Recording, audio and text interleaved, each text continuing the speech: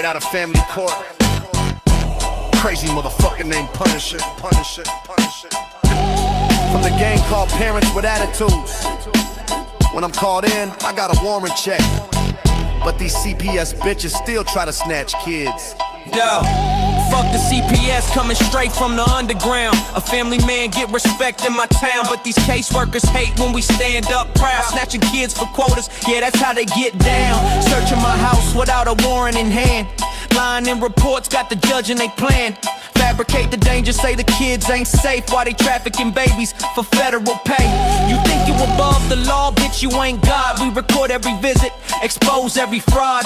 Fuck with my family, get your career erased. Parents with attitudes, putting fear in your face. Fuck the CPS, fuck the CPS, fuck the CPS, fuck the CPS, fuck the CPS, fuck the CPS. They got the power to take your seed, but we got the power to make them bleed. Fuck the CPS, fuck the CPS. Here's a little story about a worker named Trish. Lied on the stand, got my daughter dismissed. Said the house was dirty, said I smoked that green, but the drug test came back cleaner than they dreams. False allegations coached the kids to lie. Now they in foster care, getting molested at night. System getting bonuses every time they remove, while real abusers walk, that's the fucking truth. We ain't taking this shit lying down no more. Upload the docs, let the Punisher score. Analyze the lies, hit them back in court. Parental rights, that's what we fight for. Fuck the CPS, fuck the CPS, fuck the CPS, fuck the CPS, fuck the CPS, fuck the CPS. They got the power to take your seed, but we got the power to make them bleed. Fuck the CPS, fuck the CPS. The revolution coming, better run and hide. Every Terminator parent riding on the side. From California to Maine, we connecting the dots, exposing the corruption, connecting the plots. CPAs think they untouchable, think again. We got recordings, witnesses, and the truth as a friend. App in your pocket, analyze they lives. The Punisher rising, watch the system die. Fuck the CPS. Parents with attitudes, we ain't going nowhere.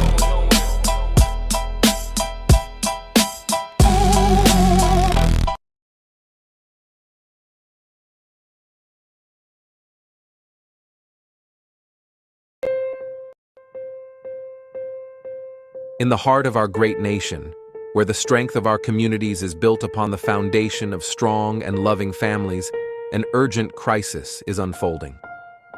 Child Protective Services, CPS, an institution designed to safeguard our most vulnerable, has in many cases betrayed its noble mission.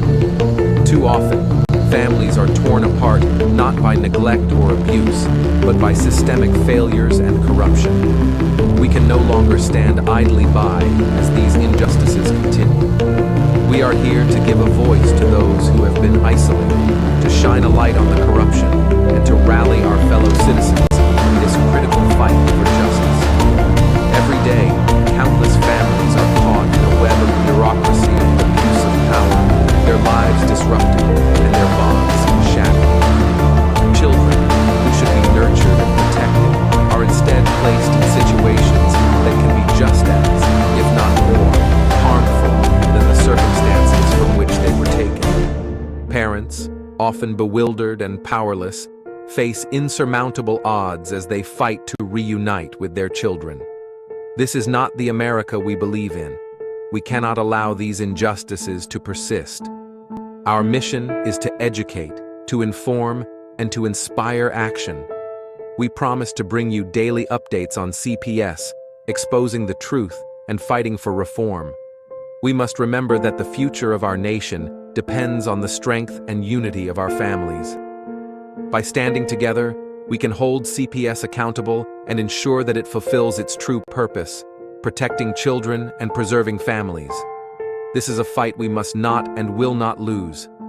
We are committed to saving our families and securing a brighter future for all. The road ahead is challenging, but with your support, we can make a difference. Together, we will bring hope to those who have lost it and ensure that justice prevails. Let us unite with unwavering resolve and a sense of patriotic duty to safeguard the integrity of our families and the future of our nation.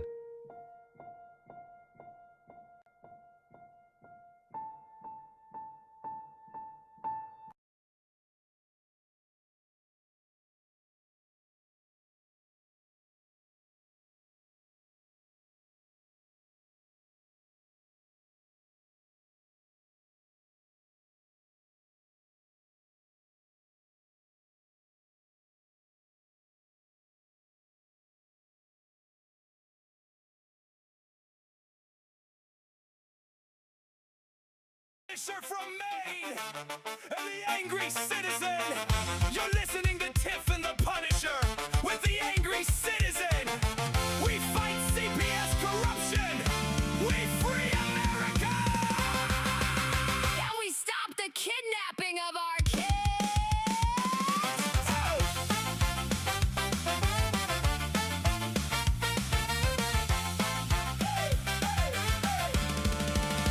I'm the angry citizen, pure Maine bred fire.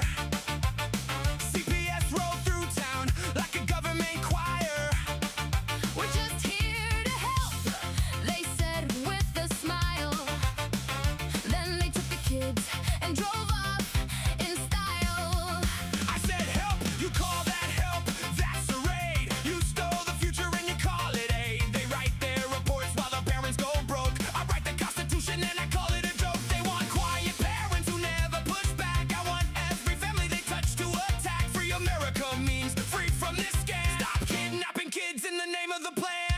Tiff from Virginia and I don't do soft talk. They showed up with clipboards and a fake gentle walk. Tried to tell me my kids weren't safe in my care. I said safer with me than with y'all anywhere. Brought me a stack of papers thicker than sin. I handed it back and said this is where you begin to lose. Because I know what you really do. You break families down, they call it brand new. CPS loves a crisis and a signature line. But I love my kids more than their overtime. You don't get to play savior while you cash the check. We're free in America, one rescued family next. Darren Guay, the Punisher, still standing after the fire. They took more than houses, they took the whole desire to live free without fear of a knock on the door. Now I'm knocking back harder than ever before. You took the kids, you took the peace, you took the trust. Now I'm taking names and I don't do just. Section 1983 is my favorite bedtime story. Right next to how CPS lost all its glory. They said it was protection I said protection from what? from parents who love. From homes that are tough. You kidnap the kids, then you sell the whole lie. We're free in America. And you're out of time. Angry citizen, Tiff and the Punisher. three loud mouths and We ain't nearly done. from Virginia heat. To Maine, ice and rain. We fight CPS corruption and we like the pain. Free America, Stop the kidnapping game. bring our kids home. With the system to shame. Tiff and the Punisher. With the angry citizen. You wanted quiet families. You got a whole army instead. You took the kids. Where's the damn proof? You took the kids, now we're telling the truth. You took the kids and you still want applause. Receipts on receipts. Now the whole country knows. Constitution in one hand, kids in the other. Angry citizen, Tiff and the Punisher. three loud mouths and We ain't nearly done. from Virginia heat. To Maine, ice and We rain. fight CPS corruption and we like the pain. Free America, Stop the kidnapping game. bring our kids home. Put the system to shame. Tiff and the Punisher. With the angry citizen. You wanted quiet families. You got a whole army. Instead, Still here, still mad. still free in America. Still stopping the kidnapping of our kids. Tiff and the Punisher. With the angry citizen. Ouch! And yes, the cats are still judging. CPS. Out!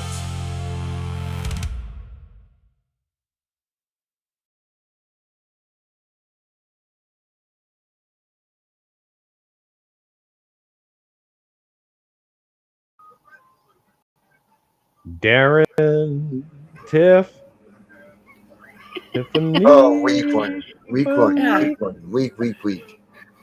What's up, guys? Tiffany. What does Tiffany get center stage? Right. Why do you Because always I don't do know. that to me? Wait a minute, Dana. Third week in a row. We're gonna have to explain this. The show is called the Tiff Oh, and God. the Punisher Show. Okay. Well, I mean, granted, it didn't come up on the chats this time. I was just then it would be you and her equally, but she is very, very prominently displayed up front. I know, and he does that to me all the time, and I don't like that. Wait, with this. Oh. It's the Tiffany show. And on a good day, you will have some support cast like the CPS Punisher and the Angry Citizen. Oh, look, he's put me up front. Check this out. Check this out. Hold that. Hold that thought. Hold it. Yes. Watch Now this, it's the- bro. Yes. Watch this. Now it's Someone the sent me a Punisher. package recently. Yes. Let's see this. Let's see your package. Oh, dude, I love it. I fucking love it. So I got Yes. I got this package. It was like this little brown envelope, and I opened it up. Guess what I found? Watch. You'll love this shit. I'm I love excited. it. Check it out. Angry citizen.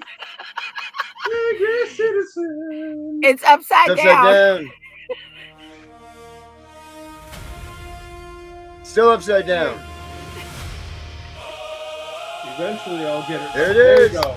There you go. Look at that. Look at that. Oh. Oh my God.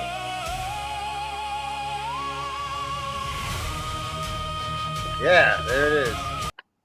So there it is, the Angry Citizen flag. Daniel Robinson, our guest, The is best thing ever. here. Right? I look Isn't it so great? angry. Look at how you painted me. You know, here's a funny thing, Tiff. Think about this. So when this arrived, Hold when that this Daniel, arrived, you're coming. and I was confronted with, I opened up and I was like, I look so angry, like it's like this supernatural, you know. And hear me now, like God is my witness. I have been that angry. I have been like when they said the Epstein files were denied to us. This was me.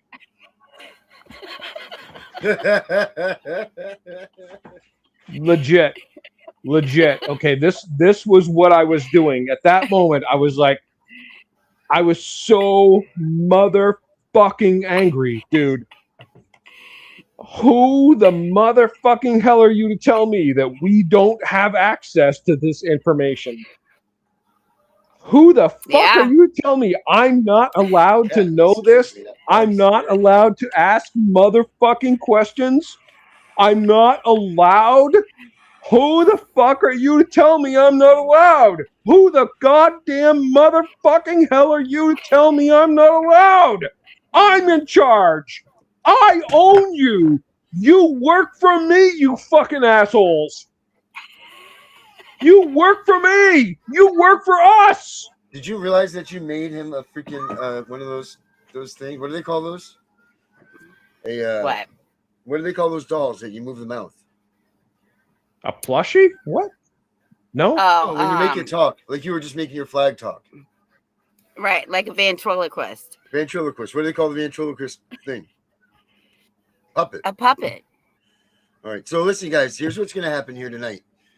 We've got our good friend Daniel here, who's hiding and being hidden for his life. Yeah, we need to talk to him. He has a ton of information for us. We know you guys. Yeah, have been we following need us. to For talk those to that him. For those of you that have been following us and know what's going on. So what we're going to do tonight is, since Tiff was late and so on, we're going to continue on with the Tiff and the Punisher show as normal, but Daniel is going to be included in the show with us. So we'll talk about the things that we talk about. Now, Yeah, when bring we him close, in right away, when we bro. close the show, we're going to have a special edition show that will continue on. And then we're going to go into Daniel pretty much teaching everybody and letting everybody know his entire drop, everything that needs to be said, the information. He's going to go through his slides. He's going to go through everything that we've talked about. Yeah, do that. So you guys have at least a half hour to 45 minutes to reach out, tell your friends about this, tell the people that think that New World Order and all this stuff is conspiracy, all of this crap, that you want to see the proof that all of this and the corruption is real and is going on. Contact your friends right now, because we got like 30 to 45 minutes, like I said, and then it's going to be Daniel, no holds barred, all systems go, launch this thing. So any of you that are watching that never have heard and been seen and shown how true corruption in this country, especially towards our children, has worked, you gotta stay tuned and watch this, because this guy's got a lick. The only other thing that I wish that I could even bring close to this was to bring our friend Fostering Reality in and see if he could talk with Daniel in tonight's episode too. And I'm going to try to attempt to reach him and see if he may be able to pull an event, because I think between Daniel and D-Man, I think that we could have ourselves knock down, throw down, drag push out them and smash them in the damn face and shut this thing down type of system with these two guys, man. So anyway, bring him in, bro. Let's have Daniel come on in. Don't forget, Come on guys. in, He's in Daniel. a whole nother world down there. And listen, we can make light of things, we can joke about things, but the threats on his life, the hiding, the all of this stuff Very, that's going very on real. is very real, Very right? real. Yep, Yep. it's true to the Daniel, game. welcome. Mm-hmm. Hey, So So, nice to see you guys again. yes. so Go what ahead, I'm gonna Sid. do, is you don't have to restart the show. I'll just jump off, and then you just continue. Right. But we're Roger. gonna do our stuff first. We're gonna do like our show. Talk about Well, whatever. he can talk too. Yes. Yeah, no, he will. Roger that. Thank you, Tiff. But we're not We'll gonna. get back We when won't we go can. into. We won't go into his Right. charts and stuff. We're just gonna continue on with like we normally would do for Tiff and the Punisher show. Right. Yeah, let's. And then when That's you kick fine. out, Bring when on you our kick guest. out, you kick out, then we will. We'll continue with the Daniel stuff. But Daniel, Yeah. what's up, buddy? Bring on our guest, Daniel. Go ahead, bro. You got Chilling. the stage. Chilling here in South America. What's the temperature down there in South America? You know, I don't actually know. Is it in Celsius? Is it hotter than hell? Tolerable? No, you know, right now I'm I'm in the southern part of South America, so I'm actually kind of cold. So I don't want to give away exactly where I am, but I'm far away from the equator. So I'm far below the equator. So many, probably 1,000+ miles. Have you been to the equator? Oh yeah. Really? Of course. Wow. Yeah. That's nifty. Does human trafficking cross the equator? Do we see like more stuff? Because I hear a lot about the equator and a lot of the crazy things, the magnetisms and all of that stuff does with the earth. Is there a lot of trafficking and people seeking refuge around the equator area? Oh, absolutely. No, it's huge. If you look at the equator, a lot of the human trafficking happens around the equator. If you look in like the Middle East, around North Africa and the Mediterranean, if you look up above the equator in North America, South America, the northern part of South America, up there where Venezuela and Colombia are, where they head up through the Central America to try and get to the U.S. Tons of human trafficking happens there. If you look in Southeast Asia, tons and tons of human trafficking over there. So a lot of the human trafficking happens around the equator. I mean, I don't know why that is. It just happens to be that way. Right. What do you know about?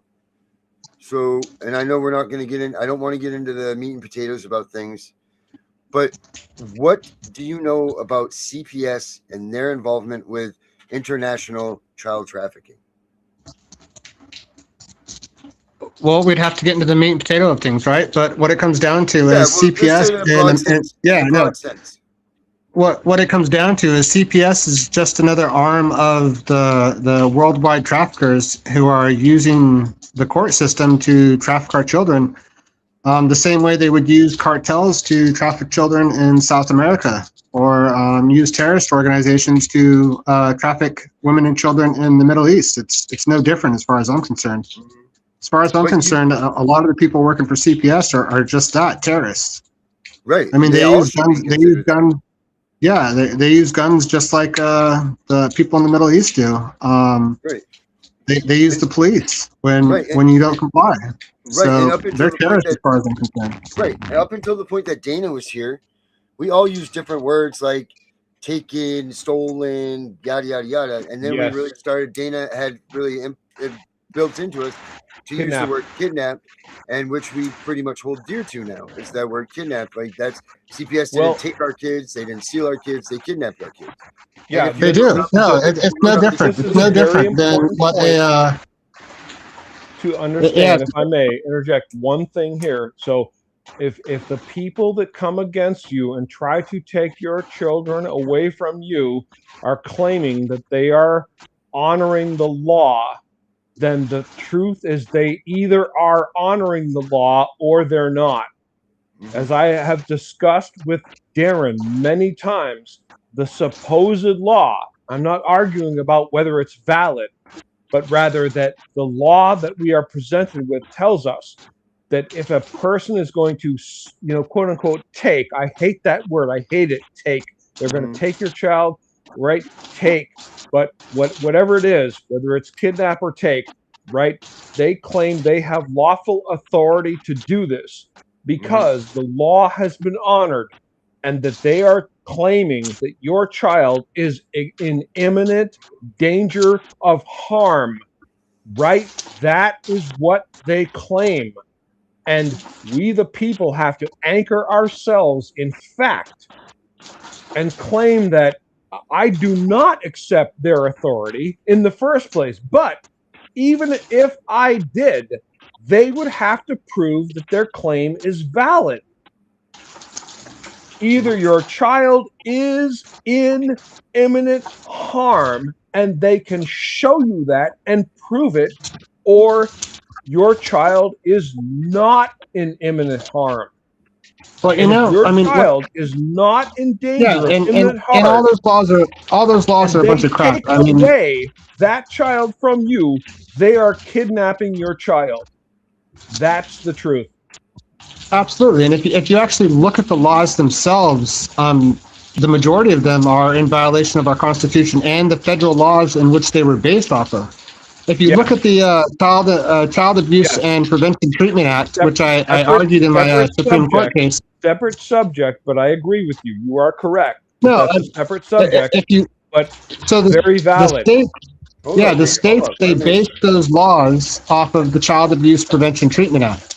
But if you look at the Child Abuse Prevention Treatment Act, which I've read the entire thing and argued it in my Supreme Court case, it actually says in the Child Abuse Prevention Treatment Act that the states must follow the Constitution and must follow federal law, and they don't.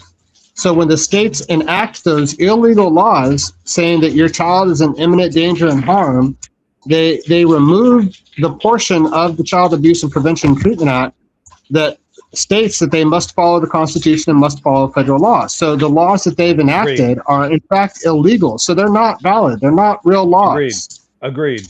I completely agree with you. And I re-emphasize here that we do not disagree on this. Okay, these are two separate things. If they come at you claiming their authority is valid, it is demonstrably false. And at the end of the day, their authority, they claim, is not valid because it violates the Constitution. Absolutely. So here's what Black's Law, this is Black's Law kidnapping definition. At common law, the forcible abduction or stealing and carrying away of a person from own country to another, all right? The unlawful seizure and removal of a person from own country or state against his will. In America, the intent to send the victim does not constitute a necessary part of the offense. The unlawful taking and carrying away of a human being by force or fraud or threats or intimidation and against his will being the essential elements. At common law, kidnapping is a misdemeanor, but under the modern statutes, such crime is a felony. 18 U.S.C. A number 1201. As it should be. If he is unlawfully removes another from his place of residence or business or substantial distance from the vicinity where he is found, or if he is unlawfully confines another for a substantial period in a place of isolation with any of the following purposes: to hold for ransom or reward, or a shield or a hostage, to facilitate commission of any felony or flight thereafter, to inflict body injury or terrorize the victim or another, to interfere with the performance of any governmental or political function. Model Penal Code number 2121. So those are the things that 100% valid. So to our viewers, I want to point out, I am not disagreeing. This is critical for you to understand. I'm not disagreeing. I'm saying these are two separate issues. When the agents show up and claim authority, you can invalidate them merely on the fact that their claim is false.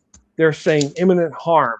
Show me imminent harm or admit you don't have it. Okay. Number two, they cannot do this in any way because it is a violation of our Constitution. Mm-hmm. But as we know, I'm standing firm on that. But as we know, see, this is what's so strange and so abstract and so just disheartening and concerning about CPS is this. If me and Tiffany are in a relationship and we have a child, the police show up, they heard yelling, they heard all this stuff, they break the law, they already go over the sidewalk from the curvage, they come to the door, you hear the yelling, all this stuff, and we say that we're fighting over which one of us are going to have our child this weekend. You know what the cops are going to say? What are the cops going to say? What? They're going to say It's a civil matter. Take it to court. Right. You're in the wrong jurisdiction. You're in the wrong jurisdiction. Yep. We can do nothing for you. Yep. But now we are in a country where, because some caseworker who doesn't know jack shit about anything, can call up these police officers, gain their jurisdiction to come to that home, not only recommend what happens to this child, but forcibly grab them and remove them. Yep. Kidnap. But when it's two children, when it's two parents fighting over this, they have no jurisdiction. Mm-hmm. They have no problems there. They have nothing there. Because we, the people, have taken a back seat. That our rights. No, it's because they don't get paid. It's because they don't get paid. So when they come to the two parents who are fighting over, whose weekend it is, they're not going to make any money off of that. That's why they send you the family court system, which is where they make money off of that disagreement and that argument through all their service providers and through the court system. So the police don't get paid to settle a dispute between two parents over whose weekend it is. Yeah, it has nothing to do with the law. It has to do with money. Right. When you go to the court system, We've always known that I mean, there's no reason that all of us, Tiffany's been fighting for 30 something years, this system, and she knows the Constitution better than, I don't even know what, but better than most. And she's tried to inflict these things on them. She's tried to file these things on them. She's screamed to the top of the mountains these things on them, and it doesn't work because they don't listen to it. Yeah. Yes, because they don't get paid. And so, I called the detective. I called the detective at the Hilo, Hawaii Police Department not too long ago, and I wanted to file some charges against my ex-wife. And I spoke with the detective, and I argued the law with him. And he's like, "Well, I can't do this, and I can't do that." And I'm like, "But show me where it says that in the law that you can't do this or you can't do that." And he's like, I can't show you in the law. And if you have a problem with that, you need to take it up with the Attorney General, with the state Attorney General. Yep. And I mean, what it comes down to, though, is they're not making any money. They only do it if they can make money off of it. You are right. And that comes, and I don't want to get into this right now, but that comes from what? It comes from no true bill or a true bill. Like there's those things back too. But nonetheless, it's about the money. It's about the fact that reunification for 15 out of 22 months is going to be what they sell you, even though that's not it. So they draft the Title IV funds that they match that way for 15 out of 22 months. And then they suddenly tell you, you know what, this isn't working. We're going to TPR you. We're switching this. Now their funds change from reunification to permanency. And then once permanency, that's a short, brief period of time. But I believe it's like 3 or 4 months that they get the money for that. And then it turns to their incentivized adoption. Because now they've gone for the TPRs and that stuff. So out of all the money, it's 2 years. It's 2 years of very easy to show how this system is going to work, how it's going to work for you. Like we said the other day, Tiff and I had to come to Jesus with all of our listeners. We said, listen, we're sorry to tell you this, but if CPS has your children, the chances are you're not getting them back. Yeah. You're not getting them back until at least... Which is why we need to start exercising our Second Amendment rights. I'm sorry. Thank you. Right. Well, I agree with that. But it's not until you get to your appeals process that you actually even stand a chance of using Constitution, Bill of Rights, all of these cases that everybody so gracefully talks of. None of it matters. And that's if you're in a state. That's if you're in a state that actually follows the law to some degree. in the state of Hawaii, they still don't care in the appeals court and in the state Supreme Court. I know that because I've been to both of them multiple times. And in both cases, they used illegal civil law to outweigh your constitutional rights, which is, a violation of the law. Hawaii is the most obviously unconstitutional state in the union. I know this. I've had exposure to that particular issue. So you are absolutely correct. It is absolutely reprehensible. And we, the people, need to unite and demand accountability. Absolutely. Hawaii is on the forefront, dude. I have several podcasts on my live stream YouTube about Hawaii, about Lahaina.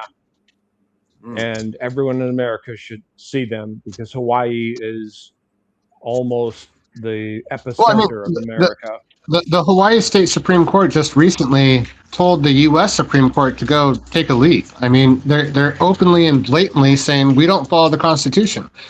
I mean, the state Supreme Court is literally telling the U.S. Supreme Court, we don't care what you say. We don't care what your laws are, what your presidents are. We're going to do what we want. Hold them accountable.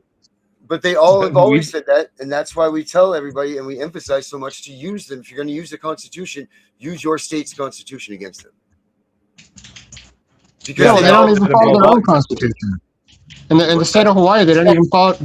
In the state of Hawaii, they don't even follow the state Constitution. Yeah, and they don't care. They just do whatever they want. Hawaii, the people of Hawaii need to come together and hold them accountable for that, and they will or they won't.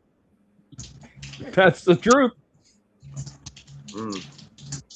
But how many people are in Hawaii? I mean, 10.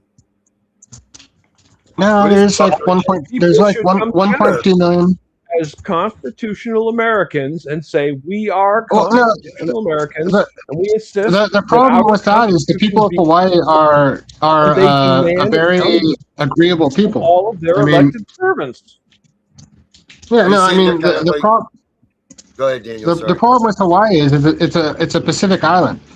So they have aloha, they have kindness and respect, and they have a different culture than the mainlanders do. And the politicians know that. And so they use the fact that a lot of, at least half the state is Pacific Islander, and they don't like to, show anger, and they don't like to, fight the government because it's not part of their culture, I think, as much as it is on the mainland where people, I grew up in Northern California in the redwoods on the Oregon coast. And I mean, yeah, we're all about, going out in the mountains and shooting guns and going four-wheeling and having bonfires. And it's just a complete different culture and a complete different attitude in Hawaii. And it's not bad. It's actually wonderful if you're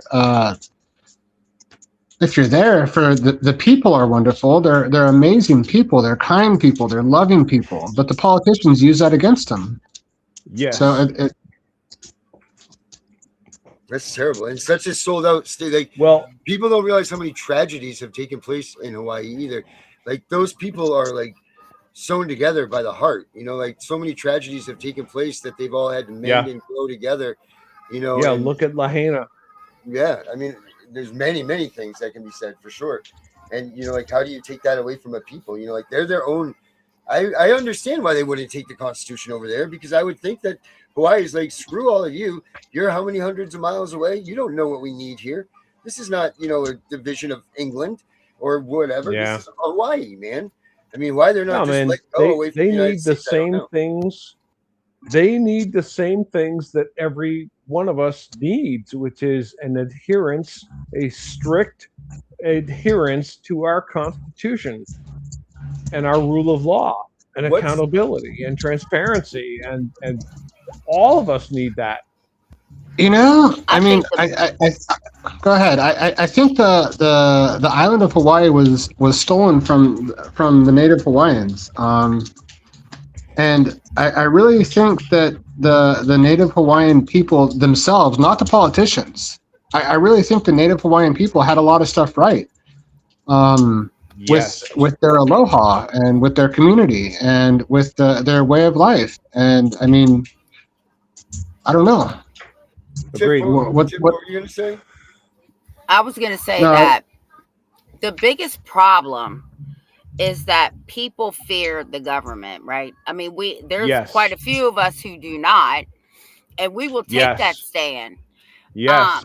But people feel like it's too big to take on. Scared. Right? Yeah. Right. But here's the problem. If we as Americans don't stand up and say, you all did it wrong, we submitted, we want our government back, and we have the right to do that, you all are supposed to be submissive to us, then we need to tear you down and rebuild you for our purposes and what we need. Hell yeah. And we have a right to do that. And it's enshrined in our Constitution that if you are not serving our purpose, we have every right to take you down, disassemble you, and assemble. Thank you, Darren. Like, you have a duty. You have a duty. Right. And now, honestly, I don't even think that we need to disassemble it, though. I think we just need to follow the law that is there. I mean, the Constitution was pretty perfectly written. What's happened is, all these, a lot of these states have added on to subverted the will of the people with a lot of illegal laws, and it was done purposely. I mean, we're in an actual war for our country right now. People don't understand it yet. We'll talk about it later. Right, 100%. 100% agree. Daniel, what's the CPS presence in Hawaii? What's that like? Tell us about that over there. Oh, it's massive. It's huge. It's huge. And I mean it's massive. Yeah, no, the Department of Health and Human Services in Hawaii, their budget takes up like a third of the state budget, or maybe it's 20% of the state budget. They're getting better. Since I've started this fight, not just me, but other advocates in Hawaii. There's a group called the Malama Ohana Working Group. I'm not affiliated with them. I have to make that clear. They don't like me at all because I'm too radical for them, and that's okay. There's a lot of people that are fighting back because the state of Hawaii is a welfare state. A huge portion of their. What do you mean that the state of Hawaii is a welfare state? Yeah, good question. Qualify that. Well, a huge portion of their budget comes from the federal government. So there's two sides to Hawaii, right? There's two sides to Hawaii. There's the beautiful beaches that they try and show you and they use for tourism, because tourism is like 1/3 of their income. But the other side, the real side, the people that live there, they have a completely different experience. Yes, we get to go to the beach sometimes, but the majority of the people that are living there, the normal people like me and you, are working 2-3 jobs and don't have time to go to the beach. And what it comes down to is the CPS system in Hawaii is it's massive. And I mean, it's just ridiculous because it's not just the CPS system. In Hawaii, it's the CPS system, it's the housing system, it's the medical system. It's all intertwined into one big system. So it's not just CPS. With mandated reporting, it's all becoming intertwined anyway. Because anybody. Well, no, it's not just mandated reporting. They've actually created laws now that they actually meet with each other on a weekly basis. That's what those MOUs are all about, that backup points out and all of that stuff. And those have been around for quite some time too. And so the police, the housing, the medical, CPS, they get together and they throw big parties together. They get together and they have big fundraisers. I mean, it's all one system. So the CPS system is not just a CPS system in Hawaii. It's the entire government. That's why I threw in that whole mandated reporting thing, because now you're getting institutions or persons that were never ever involved in a CPS case with anything to do with a child, like your auto body shop technician now is a mandated reporter. What the hell is that? Where's this guy's credentials to say that this child's being abused? And they're being told that if they don't tell on you, and I'm not saying that this is a real thing, I'm just joking around about that part, but they're being told by the government, hey, if you don't call us up and tell us when, you know, the lady that's getting a new tire slaps her kid in the face, then we're going to penalize you, Mr. Tire Technician, for not reporting. Yeah, no, it's absolutely true. Guys are forced to do it. So like they're making this huge network of tattletales, you know, from all aspects of life that they shouldn't be involved in the CPS system, but they're putting them in there. And not only are they doing that, but because of corrupt Governor Green, who works for Mark Benioff, who's one of the board of directors of the World Economic Forum, corrupt Governor Green and some of the other Hawaii politicians have created what they call shield laws, which stop anybody who is part of the system or anybody who makes those reports from being sued. So a secretary for that, you know, mechanic who calls in a something that she believes is harm, not even abuse. Like, let's not say that, you know, she saw some mother slap her child, which is justifiably, you know, iffy, who knows what was going on there.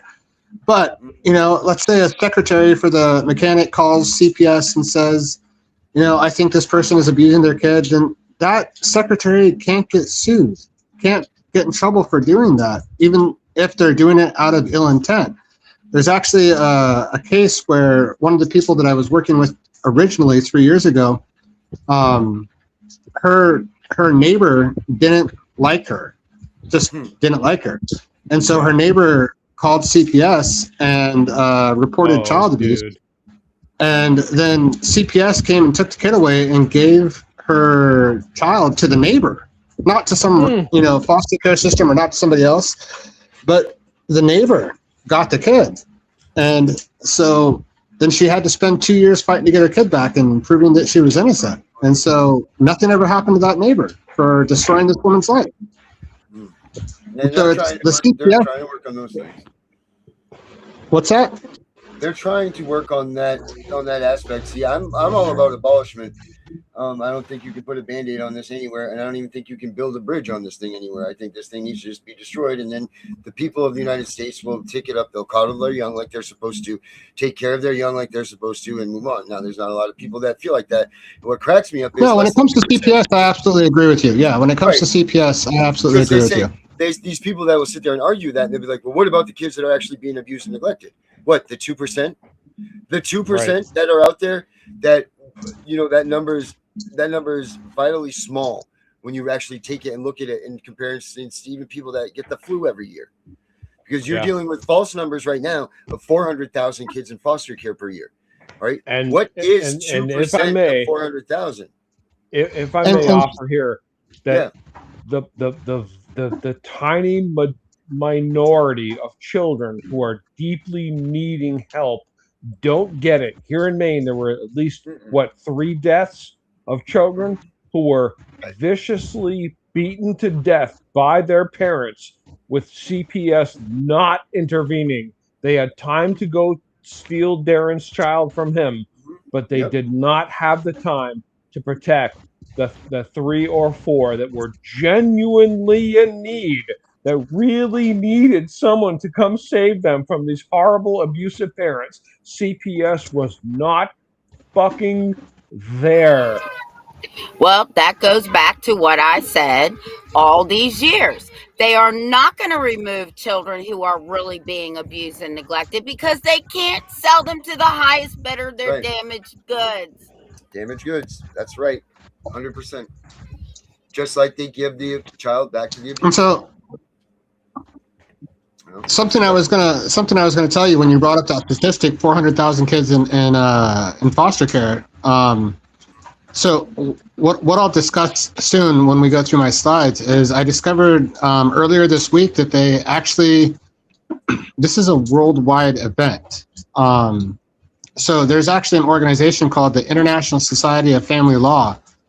And I was looking into them, and essentially they run through their guidelines and policies and procedures that they put out in an annual booklet, family court systems in 68 different countries. 68 different countries. Most of South America, China, India, a lot of Southeast Asia. And so if you think about that,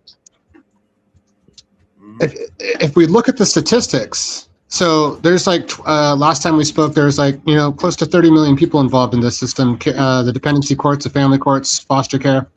That's about 10% of America. So if you expand that on a worldwide level to these 68 other countries that are also having the same problem that we're having, that people just don't understand or don't know, which we'll talk about later, we're not looking at, 30 million Americans. We're looking at like 500 million people that are experiencing this on a worldwide level. That's something we'll talk about later. I'm sorry, I just wanted to bring that up real quick. The numbers are much bigger than what we have discussed up until this point. Yes, they are. Yes, they absolutely. And the numbers that we see are completely false. Like me and Tiff, one night we took it as so much because we would, every couple months we will put it in check, and we get the child a minute saying, the one that we talk about, that comes, all you have to do is do your own math with what they say the national statistics are, and you get that. You know what I mean? Like, it's very simple. But anyway, what we're talking about here is just such a small, minute amount of children that actually need and would require services from CPS, that there's no reason that we as parents in this country couldn't come up with small community groups or whatever to handle business. We don't need a government group coming out and trying to infiltrate our systems again about how to raise a child. It doesn't need to happen. No, of course not. But I mean, that's part of the what we'll talk about later. It has nothing to do with what people need. It's part of the new surveillance state that they're instituting around the world in order to crack down on the populations, take control of the populations. But that's something we'll discuss a little later. It has nothing to do with what we need or what the kids need. It has to do with what the billionaires want and what they're trying to do to us as a population as a whole. Hey, no, get off my seat. Hey, move. Sorry, I'm outside in the rain. It's pouring down here in South America, and good. The only internet connection I have is under a small yawning. Huh? Yeah, we appreciate you. Did you just get muscled out of your chair? No, one of the local dogs came and sat on my chair when I stood up, and so I had to lead the dog off my chair so I have a place to sit. I don't mean to laugh, but Jesus Sorry. Almighty. No, yeah. Darren, Yes, sir. Yes, ma'am. I'm gonna jump off because the baby's crying. right. Continue the show. I'm gonna try and watch it.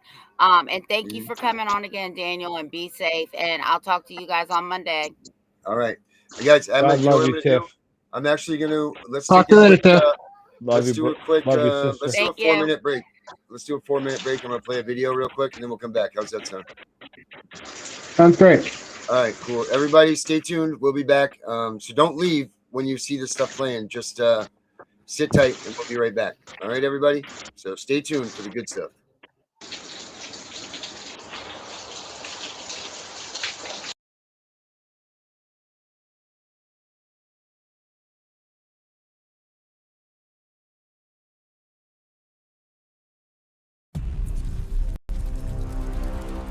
I'm just your average parent trying to do right by my kids. Never thought I'd have to, deal with something like this. It was a regular Tuesday afternoon. The kids' toys were scattered everywhere. Then there was a knock at the door. My heart sank when I saw who it was. Hello, I'm from Child Protective Services. We've received a report and need to inspect your home. I didn't know what to do. They wanted to come in, look around, talk to my kids. My hands were shaking. I felt like I was doing something wrong even though I knew I wasn't. But then, I remembered something I'd read online about knowing your rights. I took a deep breath and said, "I'm sorry, but unless you have a warrant, I can't let you in." The CPS worker looked surprised. They weren't used to parents knowing their rights. It wasn't easy, but I stood my ground. I protected my family's privacy that day. Remember, when CPS knocks, know your rights. It can make all the difference.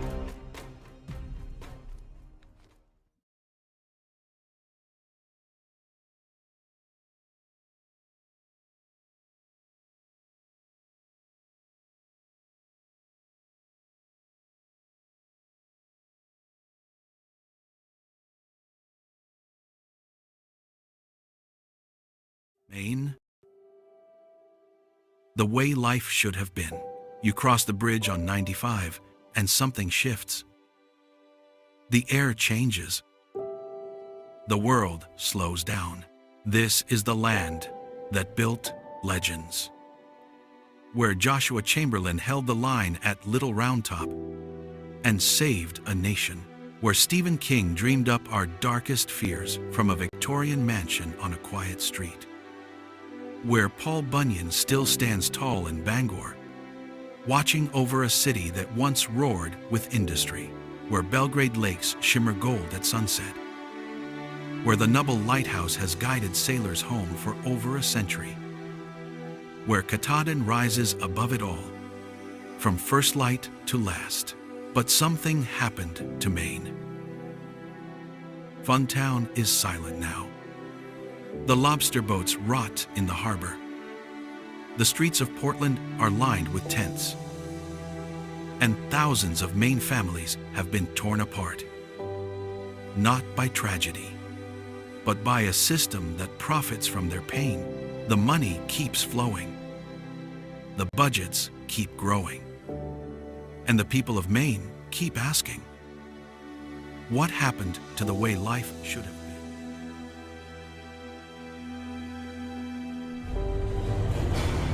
Maine is crashing. And just like that B-24 that went down over Katahdin, nobody is coming to pull it out of the wreckage. Maine's Child Protective Services has been breaking apart families at a concerning level. And no one is paying attention. Until it's too late. Maine. We are more than too late. We have destroyed our next generation by kidnapping the very children who were meant to carry the Maine heritage forward. The children of lobstermen and loggers, of farmers and fishermen, of teachers and tradespeople. Gone. Ripped from the families that built this state.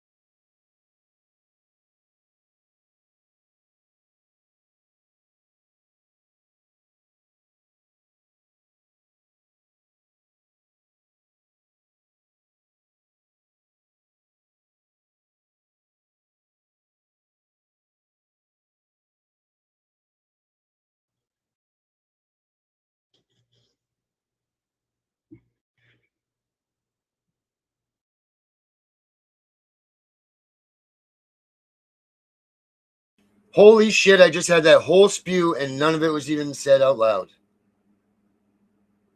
Correct? No one heard me, did you? So what I said was this. Please make sure that tomorrow night you guys check out Maine Matters with Dana and I. Just because the show is about Maine, make sure that you watch it, because it doesn't mean that you can't and won't understand what the situations are, because all of the situations that we've talked about up until now can be used in your situations if you're from a different state as well. They're all very, very similar situations, if not the same situation in every one of these states. So make sure that you guys check it out. Tell a friend, tell all kinds of people about it. We're excited to do it, and I know that that's that. But for now, we are back with the Tiff and Punisher show with an Angry Citizen. We got Jen Brabson here with us, and we also have our brand new, really good friend, Danny Robinson boy, back here, and he's about ready to tell us listen, guys, get the popcorn, get a soda, pack cigarettes, tell the neighbor to don't pound on the door, tell the babysitter, stay a little bit longer, watch the kids, whatever you got to do to get your undevoted attention for the next 45 minutes to an hour. I suggest that you highly do it. If you're serious about finding out about what is going on in this whole country, this whole world, the kidnapping of children and how it relates and all that, then I suggest that you get ready because you're about to learn it now. So tell everybody, shut it down. You need to learn some real stuff here. So Daniel, how are we, my friend? Hey, how are you? We're good. Welcome to back. See you again. Welcome back. Good to see you. Yes. I'm hoping that Becca here is right here with the charts. I believe that she is. But Daniel, we're going to start this as like not a refresher, but a refresher. Why don't you just start this like I'm a 3-year-old that just learned about what you're going to say, and we start right from here. All right. Before I start this, I want to say a couple things. One, I'm not against the central banking system. I'm against corruption and the corrupt individuals using it. And you'll understand why I say that in just a little while. Two, I am a constitutionalist, and I believe in our country and I believe in our constitution. I'm fighting for our government. I've spent the past 20 years doing research on corruption around the world and everything I'm about to tell you. And I've seen it firsthand in countries all over the world. And through that, I put together the 10 slides that we're going to go through here in a couple minutes. And I'm trying to educate the public on how to fight back and how to take their lives and their children back, and give them an education on exactly what is happening, so they understand on a fundamental level who exactly it is they're fighting. And with that said, I also spent 20 years building a life. And when I was 20 years old, I went to a mental hospital and I was declared mentally incompetent. And after that, after I got out of the mental hospital, I decided I wanted to make change and I wanted to fight the system. And I wanted to make worldwide change, which is why I spent the next 20 years doing research on the system. But after I got out of the mental hospital, I learned how to control my symptoms, and I learned how to live a normal life. And I went to college, became a nurse. I spent 10 years going to university. I had 2 associate's degrees, one in biology, one in nursing, a bachelor's degree in nursing, and I spent 3 years going to family nurse practitioner school, becoming a family nurse practitioner. And I spent 3 years traveling the world as a human rights activist and a humanitarian, and a short time working as a Christian missionary. So it wasn't until I hit the family court system that I had some issues with the system, and I had my children ripped away from me illegally. But in the 2 years I fought the family court system, even as a mentally incompetent man, I was found to be a fit parent by a judge himself, who said in court on the record that I am a fit father who deserves to have custody of my kids. And I actually beat a restraining order that my ex filed against me that was nothing but false allegations. I had a trial for that, and I was found innocent of any wrongdoing with prejudice, meaning she couldn't file the restraining order against me again. And it wasn't until I filed my second U.S. Supreme Court case exposing everything that I'm about to tell you, that 2 weeks after I did that, they illegally filed another restraining order against me based on false allegations. And then they dragged me across the courtroom half naked and threw me in a jail cell to try and punish me for exposing all this. And that's when I left the country, and I've spent the past year and a half living in South America, living deep in the Amazon rainforest for most of it, living with indigenous tribes and living in small towns, hiding from the U.S. government in Hawaii, based on 3 years worth of threats to my life and threats to my children, and being told that I was going to be thrown in a volcano, and being told that my children were going to be put in foster care and raped and abused and murdered, and having my career destroyed and having my life destroyed. So With that said, everything I'm about to tell you, I've actually used this information to get results. So in the past 3 years I've been fighting this fight, the number of children taken from their families has dropped by 60%. And that's not just because of me, that's other people in Hawaii who are fighting the system too. But the state of Hawaii used to take number? about That's a Hawaii number? Hawaii number. Yeah, Hawaii. The Department of Health and Human Services in Hawaii, the Child Welfare Services, CPS, they were taking on average about 1,000 kids per year, and that number was growing every year by about 100. And since I took up this fight, along with others, of course, not just me, Hawaii this past year only took 400 kids from their families. Congratulations on that. So, yeah, well, it's not just me; it's a whole group of people that are fighting the system in Hawaii. Part of that group. You're part of that group. Yeah, we're part of that group. Yeah.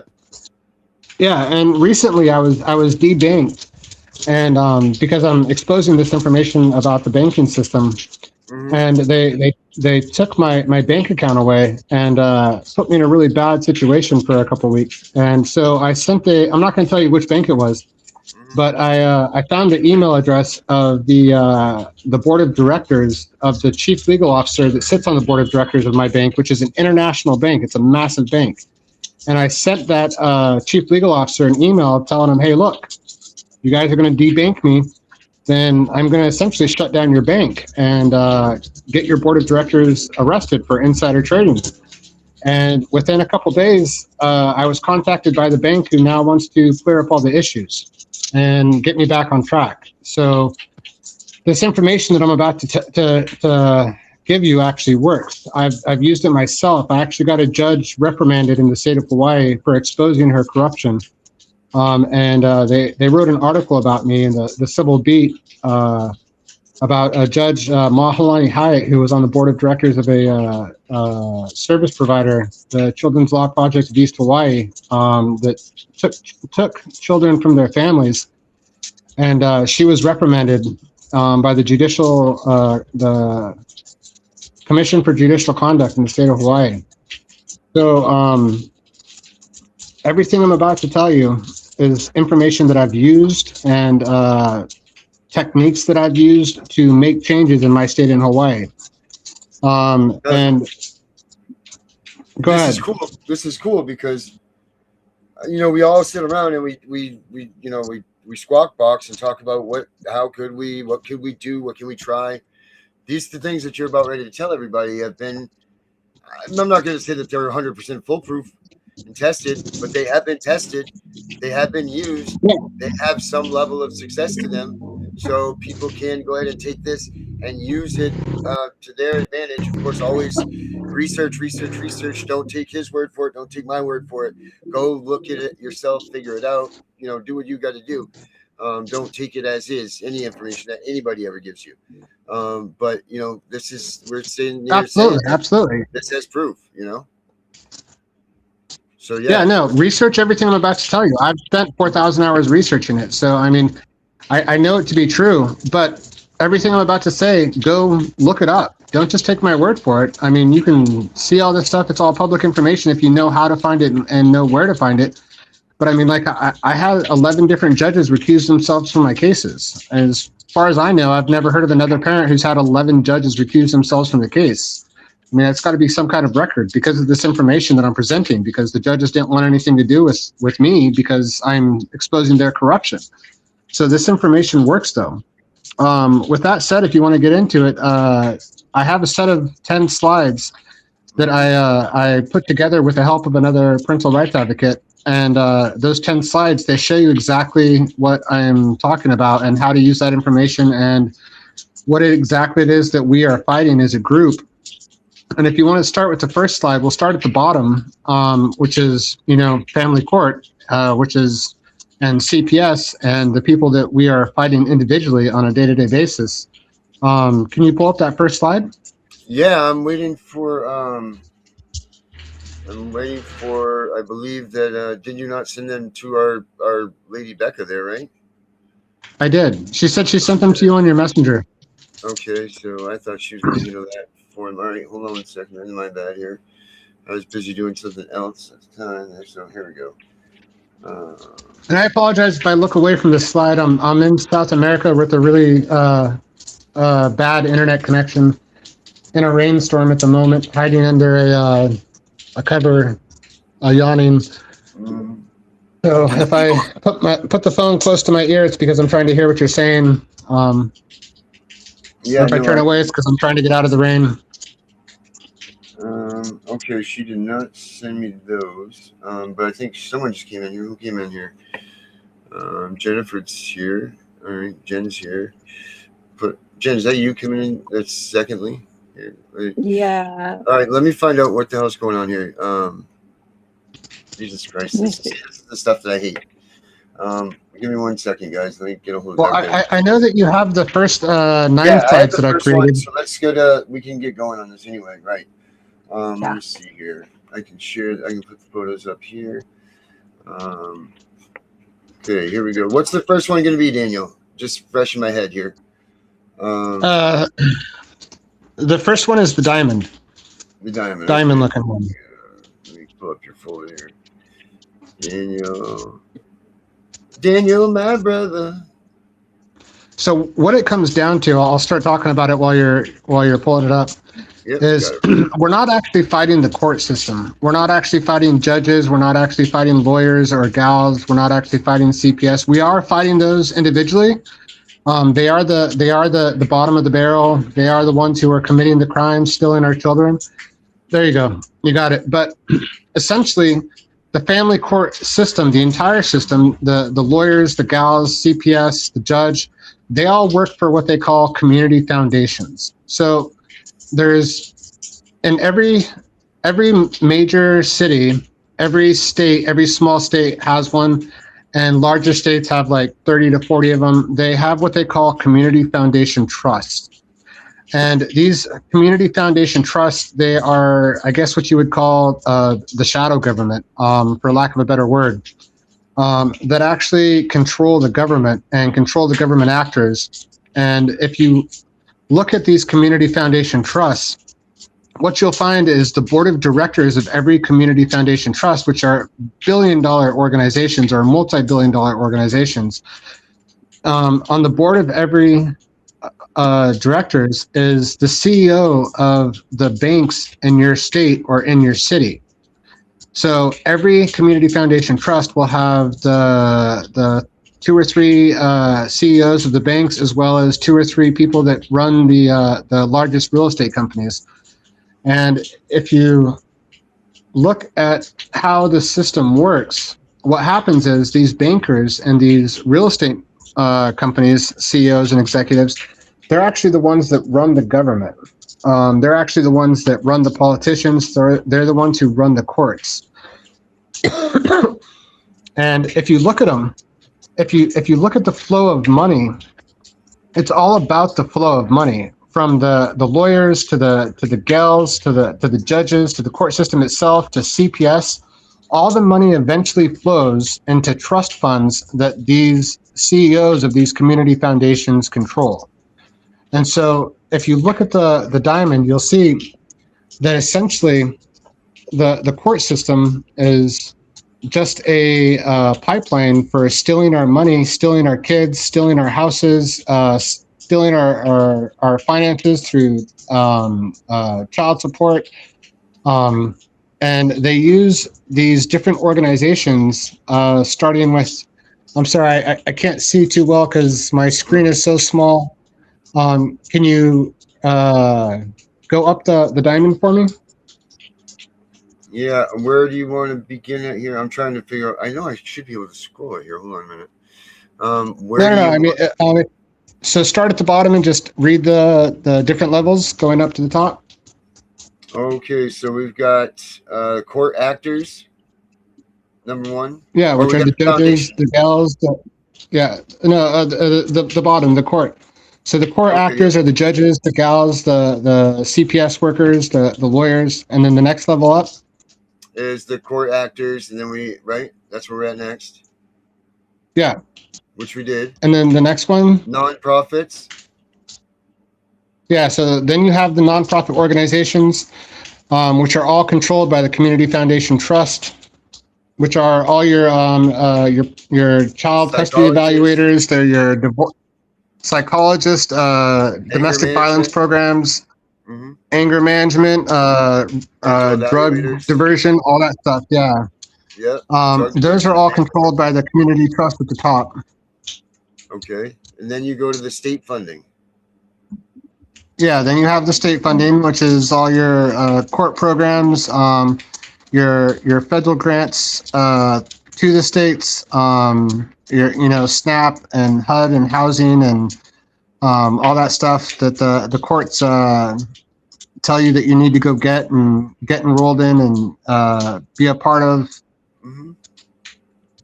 And then above that you have the federal funding, right? Yeah, and so that is all the federal funding that flows through the Federal Health and Human Services for the for various programs such as the domestic violence providers to the community, the nonprofit organizations, the HUD which pays for all those nonprofits organizations, rents and leases on all their buildings for all the programs they run. Then all your Department of Justice grants for court improvement programs and for the sheriffs, and then there's one or two more. I can't see it. I'm sorry. Yeah, then it goes to university. Wait, we did the state funding. And then it goes to the university. So right.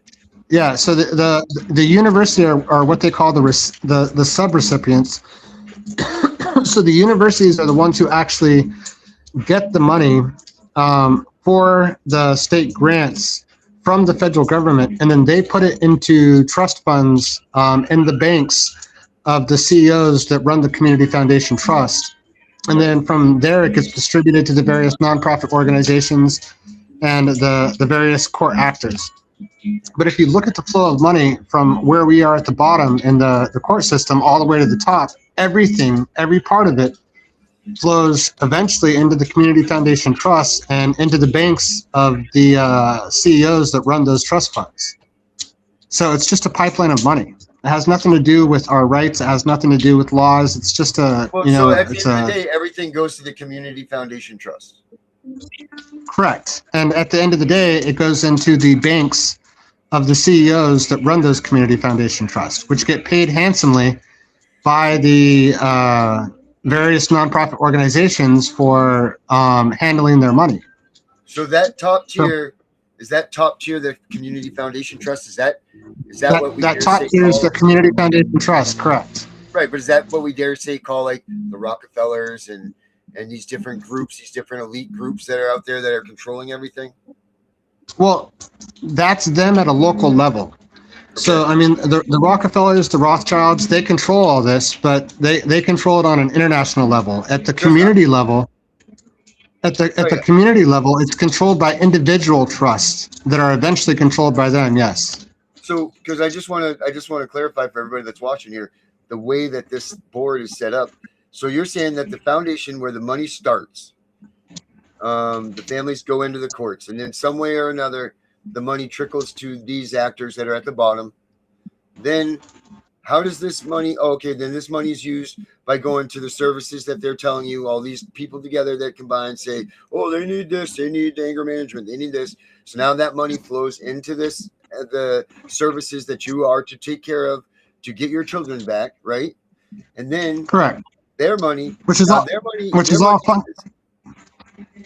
funded by the federal government. Right. So this is where I get a little confused here, and maybe someone else is too. I don't know. Maybe I'm just slow, but you have this money from the nonprofits now flowing into the state funding. How does that make that leap? I'm sorry, say that again. You have the nonprofits money now going into the state funding. How does it get that leap? Because to me, I'm thinking that these nonprofits are now getting these dollars and they're putting it into their own programs, or they are putting it into their own programs. Right. So if you look at the system, so the Community Foundation Trust at the top, I'll explain it in the next slide.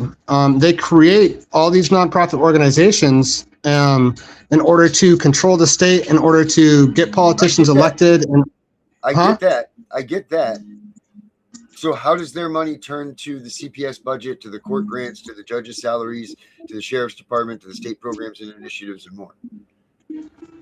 How does it turn into it?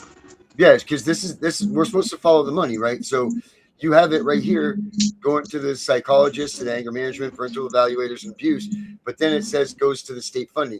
How does that money jump from nonprofits to the state funding? Well, no, it goes down into the nonprofits, but it's illegally doing so. It shouldn't be it shouldn't be going to these organizations, because these organizations set up illegal laws in order to purposely defraud the federal government. So this is all a bunch of fraud.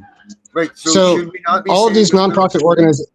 So shouldn't the federal funding and state I'm funding? sorry, I'm outside and a car just pulled up and is blaring their music, so I'm having trouble hearing you. Right. I just don't want anybody confused about this. I don't want anybody to have the misinformation or anything, including myself. Should not this begin with the federal funding flowing up this chart? Then, because how does the nonprofit money turn into 3 state funding? How does this flow from the nonprofits go to the state funding? How does it go from? Because it's all held in trust at the banks, right? It's all held in trust at the universities, right? And so all this money, it's illegal. It's a scam. It's a setup. So these nonprofits were set up specifically in order to elect politicians, in order to steal our money, in order to steal our children illegally, right? Which is what I'll explain in the next slide. Right. But this is why I want to just clarify on this diamond. But you have the nonprofits putting their money into the CPS budget, to court grants, judge salaries. That's a big part of money from these groups that are collecting money for profit secretly and disposing of it at their will. How is this flow from the nonprofits going into the state funding? It doesn't go into the state funding. It goes from the state funding to them. Okay, so the money. So the diamond should be a little bit reversed. We should put these state funding and federal funding to the bottom of this, and then show the money going up, right? Like this is where I'm confused. Is this 3 and 4 should essentially be 1 and 2? Sure. Do you know what I'm saying? Because the money comes from. I know what you're saying, that the money starts with the judge and the dependency court and all of this, and I know that it's here. But then the state funding and the federal funding. Or should that be its own entity itself, that now this money flows up also? Because I'm just confused of why these 2, 1 and 2, go to 3 and 4, to the state funding and to the federal funding. That's all. And everybody else that's watching, No. They don't go into the state funding. They come from the state funding, but they come from the state funding illegally. Right. So, okay, I see. So I guess the thing is this, the way the interpretation of the diamond shows it, because the money flows from the top down, right? Right, I get that. Yeah. Where does the money flows from the top go next? Into their pockets illegally. Okay, so that stops their money right there. Then we have the state funding and the federal funding that come on to play, because you have the arrows going from the nonprofit to the state funding. It doesn't. That stops, right? Now we have state funding and federal funding that go to the university funding, which goes to the foundation trusts, right? Well, it eventually all goes into the banks, which are run by the community. Yeah. Right. So to clarify, so the judge and family dependency court goes to the court actors, then to the nonprofits. That money stops there. That goes in their pockets. Sorry, I need some sugar. Yeah. Yeah. So Correct. Then we have the state funding and the federal funding, right? So this is the stuff, like we say, we have the CPS budget. The federal funding goes to the state funding, which then goes to the university funding. No, all the money comes down from the top to these programs, to these nonprofits. But it shouldn't be, because these nonprofits are acting illegally. They were illegally set up by the Community Foundation Trust in order to illegally steal money from the federal government and steal our children. Right. I understand all of what we're saying and how we do this. I'm just trying to understand the diamond itself. because you show the arrows from the nonprofits going into the state funding. No, it comes from the state funding down to the nonprofits. I'm sorry, I can't see it right now, and I can't see exactly what you're talking about because I'm. Okay, I get it. I just, like I said, I don't want people to be confused saying that the nonprofits are funding the state funding and then the federal funding. That's where. No. The nonprofits are getting their funding from the state and federal government. So essentially, what I explain in the next slide is these community foundation trusts. They essentially start anywhere from a couple hundred to a couple thousand nonprofit organizations illegally using loopholes in the law that then they write out the federal and constitutional protections that should be protecting us in order to feed us into the system by violating our rights. So essentially what these community foundation trusts have done is just create 1,000 different illegal organizations in order to steal money from the government, which then goes into their pockets. I mean, the nonprofit organizations, if you look at it, they all have state actors and their family and friends who are sitting on the boards of all these nonprofit organizations. So in the state of Hawaii, if you look at like an organization like the Kuakai Mediation Center, which is a service provider of the court where they send you for mediation, my judge, his wife was sitting on the board of directors of that organization, which is illegal.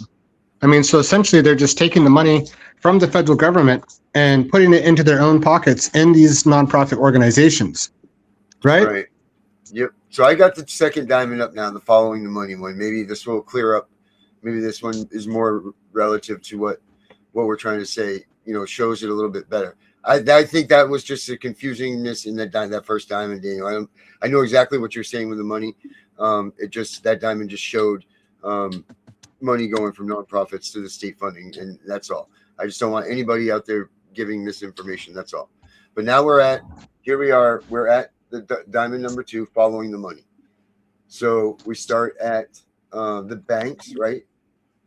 Foundation and trusts at the top of the diamond, correct? Correct. And then we floated. Sorry about that. Hold on a second. Sorry, these people don't realize I'm on a podcast. So now we go into. Let me get back to that. Sorry about that. So we go to the state start nonprofits using federal grants, and then number 2 is mostly compliant but must follow federal law. Correct. And then number 3 is they keep grants under $750,000. Let's talk about that. What do you mean by that? So if they keep the grants under $750,000 and they don't get audited by the federal government, they don't get audited by the IRS, they don't get audited by Health and Human Services, they don't get audited by the Department of Justice, they don't get audited by anybody because it's under the $750,000 threshold. However, once they get that initial small funding, like say $500,000, then they start getting other revenue streams from other departments and other federal agencies that allow them to make as much as like $5 million per nonprofit.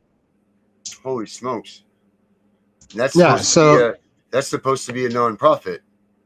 It's supposed to be a nonprofit, yeah, but then they'll hire social workers that get paid through the Health and Human Services. And then they'll hire domestic violence specialists who get paid through, Health and Human Services. And then they'll petition the Housing Urban Development, which will pay for their rental, their lease on the property, or will buy the property for them. So, and then they'll pay for it, and then they'll get money from the Department of Justice for court improvement programs, which will pay them $50,000 to, work with the court system. So when they get the initial funding of like $500,000 or $250,000, whatever it may be for one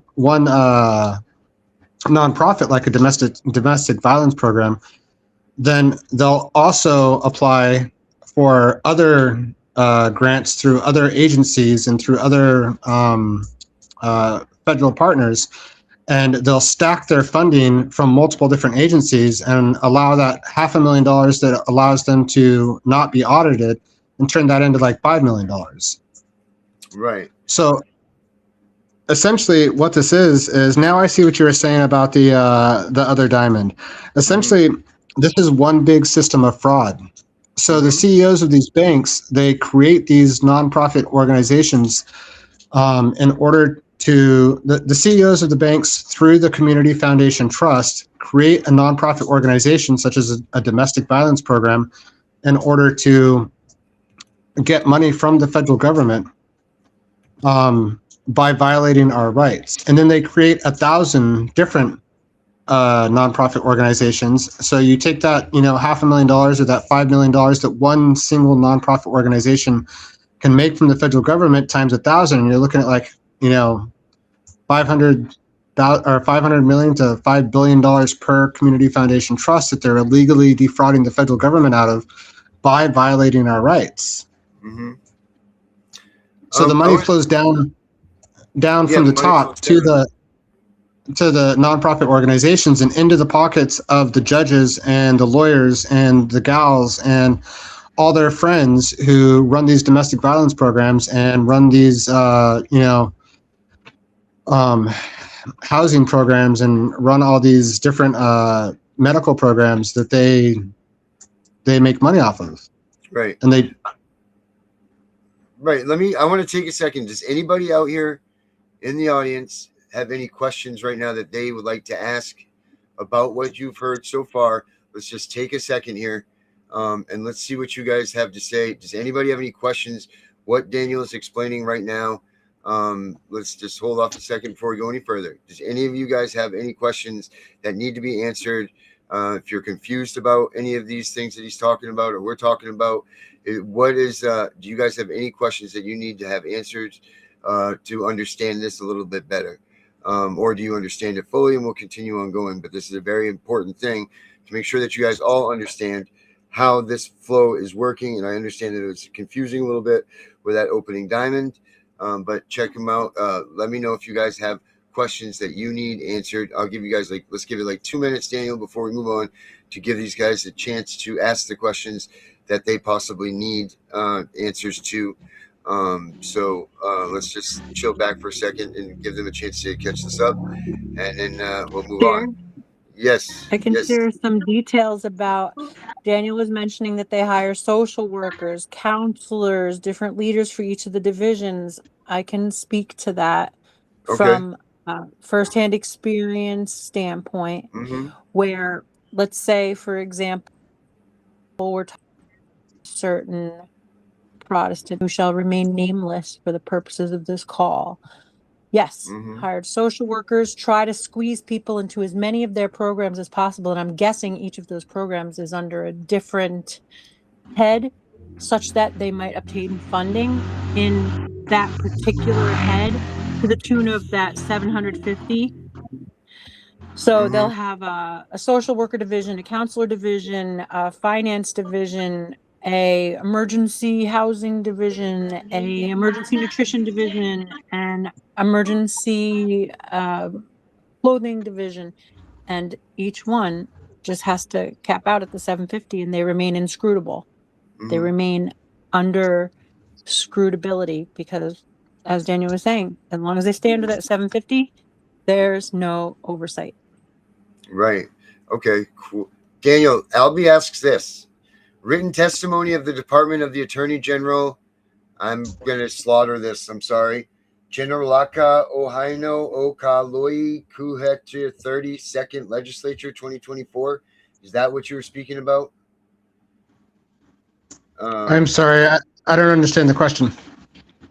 Apparently in the conversation, we were talking about something with Hawaii, and she's saying right here, Albie's saying that she's having a hard time following this. Right. So we were on that, but she was talking, she asked you specifically the written testimony of the Department of the Attorney General.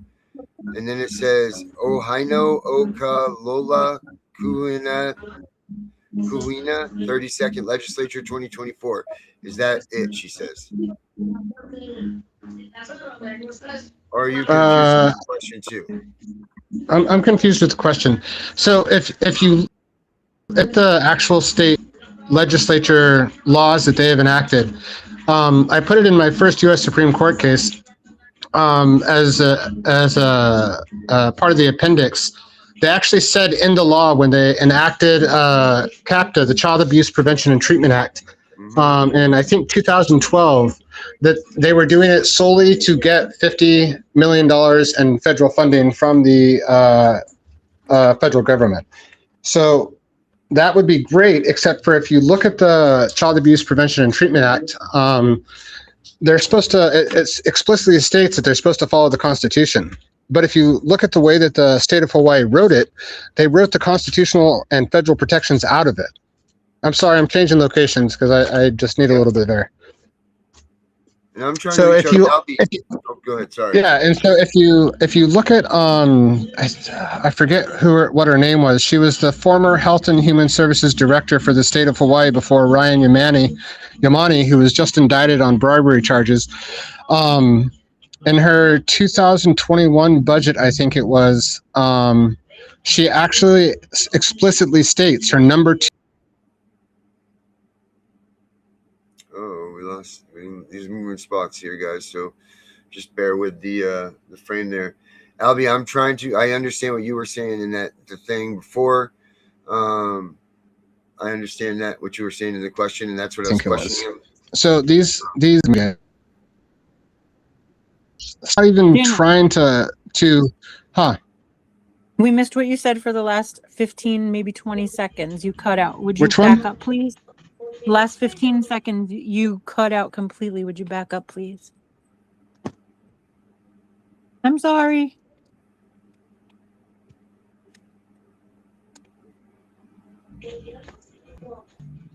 Hello? There you are. You're here. Are you there? But now it's 30 seconds. We missed what you said. You got to back up a whole 30 seconds now.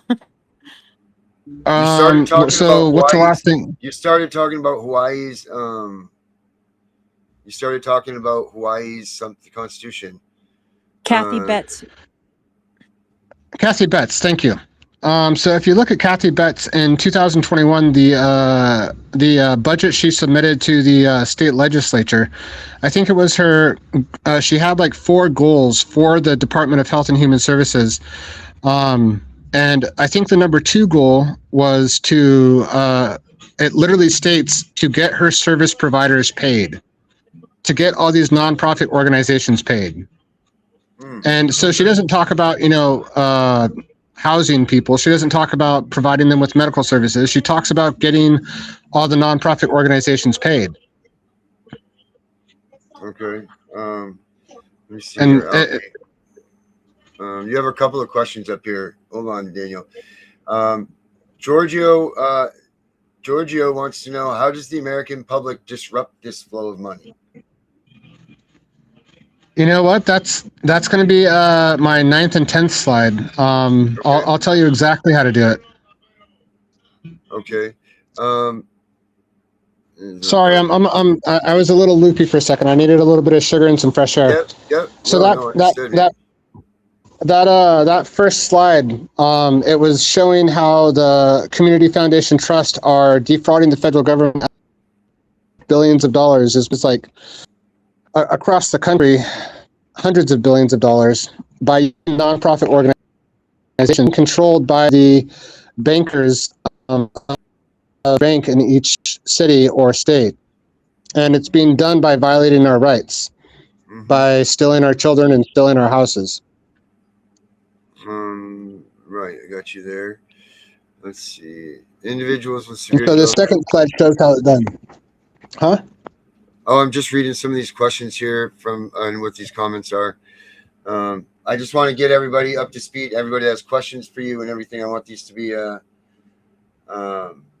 So Facts Over Lies says individuals with severe developmental disabilities or autism qualify for specialized medical programs called comprehensive waivers, and that's where the 60 to 150,000 per person comes from. She says. That's she's making a comment about that, which is great, and that's fantastic. However, if it's done through a civil court where you lose your constitutional and your federal rights, and you're forced to do it, then it's a violation of the Constitution, and it's a violation of the law, and it's treason. it's a RICO. It's defrauding the federal government, as is the case with most of our courts across the country and family courts, where they're forcing you into programs that you don't need by allowing people to file falsified temporary restraining orders, which is what happened in my case, where they then force you to go to a mediation center where your judge's wife is sitting on the board of directors, so that way they can, get paid on the back end and throw big parties for each other and win a bunch of awards, which is completely and totally illegal. Nailed it. The sub economy. Yeah, it's a sub economy. Right. Well, people don't realize, and this is why when we talk about complete abolishment of the system would destroy the economic structure of the United States, because people don't realize that it's not just money from Title IV that goes to the judges, goes to this, goes that. It's people that are getting paid for their buildings and rent. It's car rental companies. It's, it's just a whole list of people that depend on this money that comes from kidnapping our kids. There's industries that thrive off of, there's so many industries. And that's the problem. It's being done by kidnapping our kids. And that's where the problem comes in. Off of that. Right. Everything is based off of that. I mean, Title IV funds and the funds that go with them, all those other things, almost meet the amount of money that's spent on the American military every year. That's crazy. Which is true. Right. So it's true. All of this is based on stealing our kids. And if you took away stealing our kids, it would collapse our entire financial structure.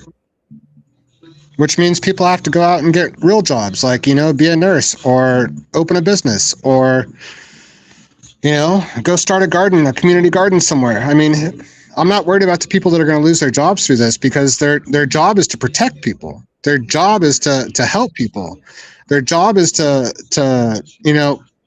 follow the Constitution, follow the law. And that's the exact opposite of what they're doing. I understand that this is going to cause a major serious crash in a lot of different economies. I mean, if you look at my work, I don't want to say it, I shouldn't say it, but I've cost the Hawaii government billions and billions of dollars because I've been turning in fraud across the state of Hawaii. And the University of Hawaii, I think they lost like $140 million, and they had to shut down like 85 programs, but it was all based on fraud. So those people need to go do something that isn't based on fraud. They need to do something that helps the public without hurting them. And I mean, like, if you look at the housing, I discovered a bunch of fraud with the HUD in the state of Hawaii. A lot of their housing programs, I cost them a whole bunch of money with that. I turned them in for fraud for that. And they lost hundreds of millions, if not billions of dollars. And you know what? I'm sorry that people are losing money for housing, but they need to be able to do it, provide that housing without defrauding the federal government, without stealing our money, without stealing our children. They need to just actually help the people by building them houses. It's like the Hawaii homeland leases. They shouldn't be leasing the land to the people of Hawaii. They should just be giving them the land, but they have to have some form of control over them, so they give them a lease instead. It's all fraud. It's all a bunch of people trying to control the power and stay in power, so that way they can buy luxury houses and buy luxury cars. And Governor Green, and I mean, he's got 3 businesses in where is it? Mexico, Costa Rica, and Colombia, I think it is, Cali, Colombia, which he's trying to hide from the public. But I mean, he's just setting himself up for the future instead of helping the people. The same thing with these judges and their nonprofit organizations. It's all just a bunch of tax write-offs for them, so that way they can not have to pay taxes on their actual income. It's a bunch of crap. I'm sorry. Yeah, I agree, these 1000%. nonprofits that you're talking about, all tax. They're tax exempt. And to speak to the kidnapping, once they've got a child, they've now got that child, and they can apply whatever diagnosis is gonna advance their funding. In our situation, one of the children was labeled with 4 separate diagnoses. When he was in our home, he didn't have any of those. I've got pictures that opposite of the diagnoses that were applied, but It's big bucks to apply an ICD code. Hello? You there? Yeah, we're here. We're here, buddy. We can hear you, Daniel. I might be losing you. I hope not. Are you losing us? Well, my phone's getting ready to die, and I have nowhere to plug it in. I got like 20% left. Let's see how far we can get. Let's go through this as quickly as possible. Yeah. Okay, so let's move along then. I mean, if there's any questions, I'm more than happy to answer them. But yeah, so guys, as we're going, since we're going to be on this force rate of this, if you have questions, throw them up. I'll be paying special attention to the chat, and we'll see if we can't get things ironed out. But let's go back. Are we good with this? The flow of money? Have we hammered this thing out? You want to go to the next diamond here, or do you want to just finish going over this, the flow, following the money diamond? No, we can keep going unless people have questions. All right, so move to this third slide. Yeah. Okay. All right. Let me get on that right now. And Albie, I asked you if you wanted to. I know that you are in the hot seat of being right there in the hands of the fire with the law stuff. If you want to come in and join us, we'd be more than glad to have you in here. Haven't seen you or heard from you in a long time, so we'd welcome you to come in here and give us any assistance that you could. If you if something that you see or hear that we need to have corrected, or something that you can add to Daniel's research and everything, that would be wonderful. If not, that's too, but let me know. I'll put the link up for you to join. Which one is next? Are we doing the multi-trillion-dollar international RICO fraud? Yep. Let's see. This one here, right there. Yep, that's the next one. Okay, cool. So if you follow the money, it goes from these community foundation trusts into the national banking system, JP Morgan Chase, BlackRock, Vanguard, and then it goes from there up to the Federal Reserve, the U.S. Treasury, and then eventually where it leads is the Bank of International Settlements. So the problem with that is the Bank of International Settlements is a bank of banks for all the Federal Reserves around the world. I think they have like 60 or 70 different Federal Reserves. And the issue is they control something like $50 trillion that flows through their system on a regular basis.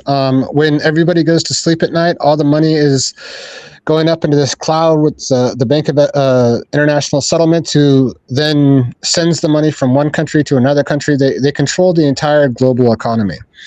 And the way they work with deciding how the money around the world is spent is through a majority vote. Now, the problem with that is like one group of countries can vote against a different country and where their money's going to go. And so let's say that 30 countries in Europe want to vote to invest more money in I keep saying the Nigerian oil fields, or they want to invest more money in some Southeast Asian country to build their economy. What they do is they take money from one country, a rich country. Hello? Yeah, you're going. You're good. You're here. Sorry, my camera keeps freezing, so I don't know if I'm on or not. Yeah, they'll take money from one country, like North America, that has lots of money, and they'll then invest that money through a series of other banks, the World Bank, the International Monetary Fund, and the International Bank for Reconstruction and Development, into these third world countries. And the money then gets invested into other nonprofits and other businesses that are eventually run by the billionaires, the Rockefellers and the Rothschilds and the people at the World Economic Forum. And if you look at the billionaires and the World Economic Forum, the Rockefellers, the Rothschilds, and the board of directors of the World Economic Forum, they also control all these different nonprofits and all these different businesses. that all the money is invested into in these third world countries. And so essentially what you're looking at is the American family court system is just a ledger on a book. I mean, it's $120 billion per year system, right? Mm-hmm. And so what you find out is they don't even care about us as a population. They don't care about our kids. They don't care about the fact that our lives are being destroyed or that I'm a refugee in South America. None of that matters to them. What they care about is the $120 billion that our industry makes, that they then take and invest in some random third world country where they build new cities and they fund wars and they do whatever it is they want to do with their nonprofit organizations and their businesses. So we as a whole, our group, the family court system, parents, our children, are literally being bought and sold on the black market, essentially, the banking market, to other countries. And so it's essentially just a slave system, which is why you feel like a slave in the family court system, which is why they steal your house and steal your kids and steal everything else. It's just a bunch of slavery. And they feel like they have the right to do it. And they have not even the right, but they have the privilege to. Yeah, well, it's their right. Yeah, they look at us like cattle. So if you look at the Parker Ranch in Hawaii, which is controls a couple 100,000 acres in Hawaii, the guy that owned that, I forget his name, but he met with John D. Rockefeller and created that foundation, and he actually said that the Hawaiian people are the new form of cattle. I mean, they look at us like we're cattle to be herded to make money off of. Yeah, they have for a long period of time. Yeah, and so if you look at the Bank of International Settlements, it was actually created by some family and workers for John D. Rockefeller. And so he set that up back in the 1930s to deal with the Nazi reparations after the World Wars. And at first, America never joined it because it's a violation of our Constitution. So all those 68 different Federal Reserves that are on that board, that are part of that bank, it's in violation of our constitutional and our federal rights.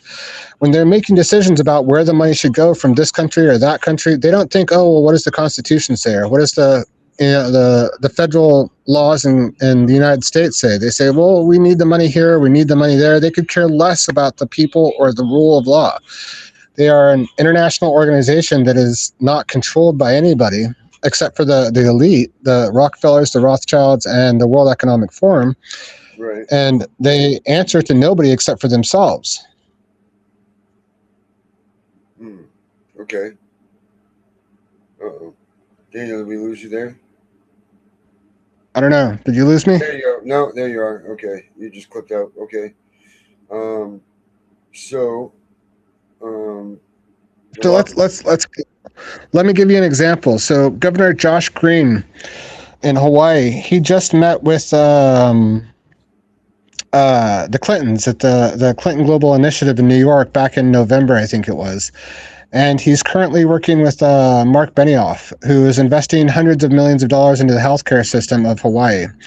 And so if you look at the World Economic Forum, their new thing is to invest in healthcare, because through healthcare, they can invade your life. They can invade every aspect of your life. They know everything about you. They know about your family history. They know about your diseases. They know about your mental health. And so what the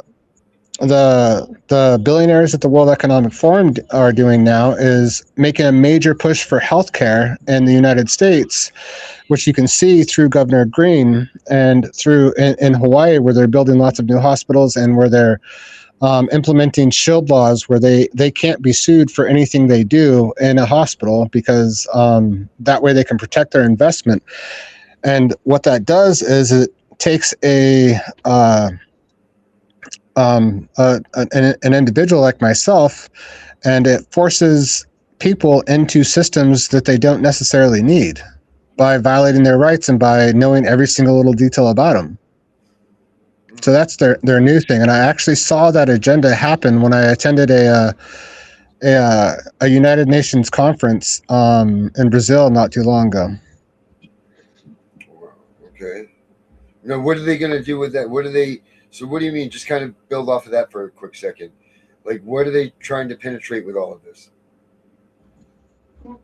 Like, Well, are they trying to just strip you of all of your it's world domination, right? It's the new world order. It's mass surveillance. It's them controlling every aspect of your life. I mean, which they already do through cell phones, but now they're going to do it through healthcare. They're doing it through the family courts. They're doing it through the flock cameras they're putting out all over the world. It's just another level of mass surveillance and mass control. Mm-hmm. And do you think that it's actually to view us and look at us, or to actually, is it a psychological thing that they're doing to break us down and make us feel this this feeling of being intruded on? Like, do you think the intrusion is real? Do you think the intrusion is real, or do you think it's the idea of being intruded on that makes this stuff all of the above. All of the above. Got you. All right. So you want to go to the next one here before you die out here? Sure. Okay. So this one's going to be. You got that one. Okay, I believe that we're at this one here. Open. This one is the $50 trillion worldwide RICO fraud. Yep.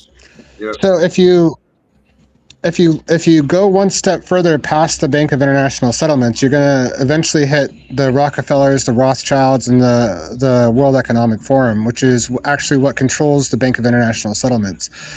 If you look at the board of directors of the World Economic Forum, which is one of the next slides you're going to pull up, they actually have the president of the European Central Banking System on their board of directors.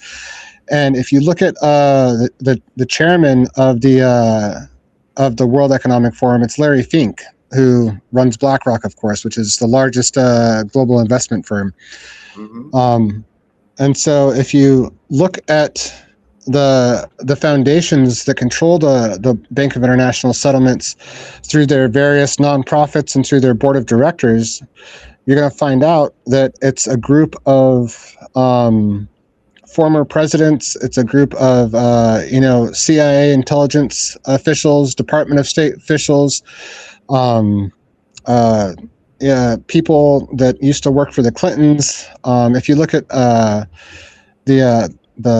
BlackRock board of directors, Cheryl Mills is on there. She's also on the board of directors of the Clinton Foundation.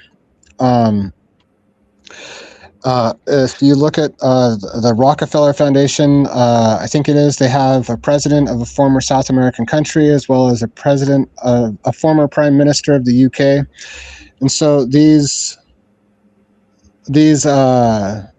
former politicians, intelligence officials, along with these billionaires, the Rockefellers, the Rothschilds, and the billionaires who run the World Economic Forum, they actually run the banking system through the Bank of International Settlements in violation of our Constitution and in violation of our federal rights and in violation of all of our rights and all of the laws.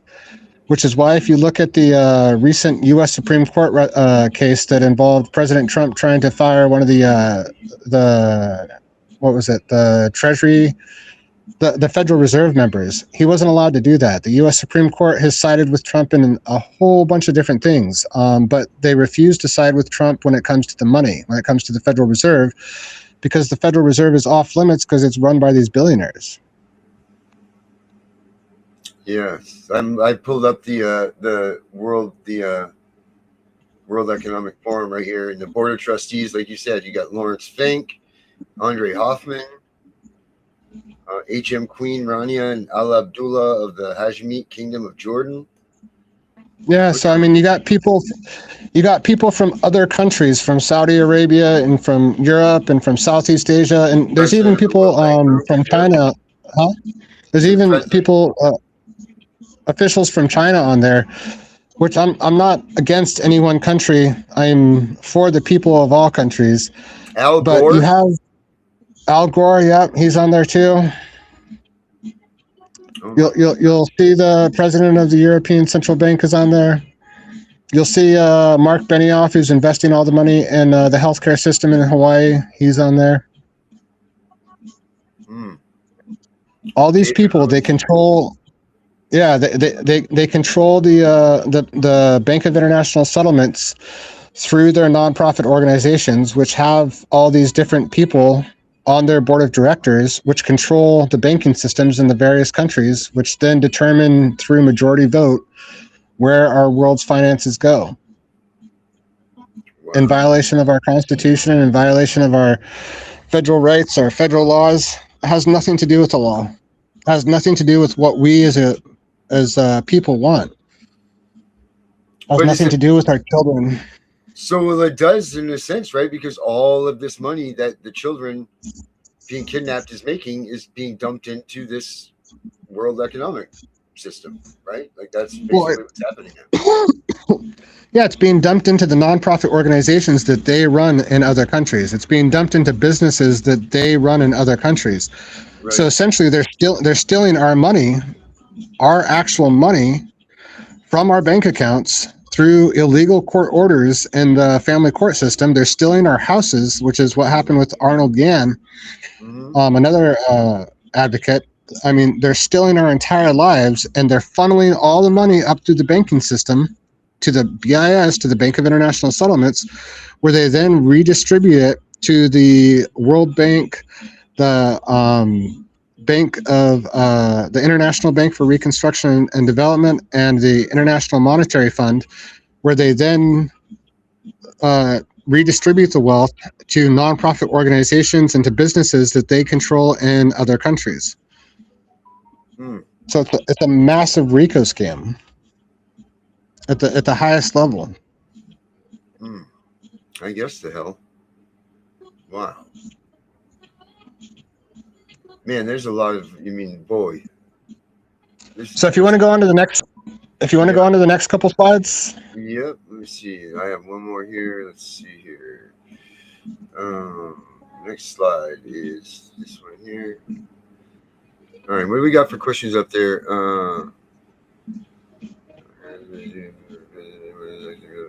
So the last time we talked, you said, am I encouraging the New World Order to happen or to take over America? The New World Order happened 30 years ago when the U.S. joined the Bank of International Settlements when our country, the United States, was sold out to the elite billionaires by Bill Clinton and Alan Greenspan back in '94, I think it was, in which, Bill Clinton got paid hundreds of millions of dollars and was able to start the Clinton Global Foundation, or the Clinton Global Initiative. So, I mean, the New World Order has been here for 30 years. People just don't realize it. They're just now waking up to it. We're no longer in control of our country. We're no longer in control of our lives. We're no longer in control of our kids. We're no longer in control of our jobs. It's all being run by these elitist billionaires who could care less about what we as individuals want. Hey, Giorgio wants to know what immediate claims can the public make against this money system to retrieve their children from CPS? That's actually my last couple slides. Okay, cool. All right, I'm getting them up here. Hold on here. I'm replacing this one, right? So the next one I have, I think this might be, I think Jen sent me some other ones, but how to fight back is our next one, right? Open. So yeah, the next 3 or 4 slides that I sent you were pictures of the board of directors of all these different of the Rockefeller Foundation, BlackRock, the World Economic Forum, which you just went through a little bit, and one other board of directors, which shows all these CIA operatives who sit on these board of directors, and all these State Department workers sitting on all these board of directors who run the banks. But we can move on to how to fight back. Okay. There it is. It's up there. Okay. So can you read for me? Sure can. Hold on 1 second here. Let me get out of this. Just refresh my memory a little bit. Sure can. Hold on. Let me just get out of the screen here. Oh, okay. Here's this. All right, I got this right here. Let me put this up real quick. This here, guys. This is what he was just speaking about. This is the picture of the board members here at the World Economic Forum here. I think it's up here somewhere. There we go. Leadership. There it is right there. Daniel, That's the BlackRock Foundation. Or no, that's the Rockefeller Foundation. So if you look at Rockefeller Foundation, you'll see presidents of former countries, Prime Minister of the UK. You'll see corporate titans.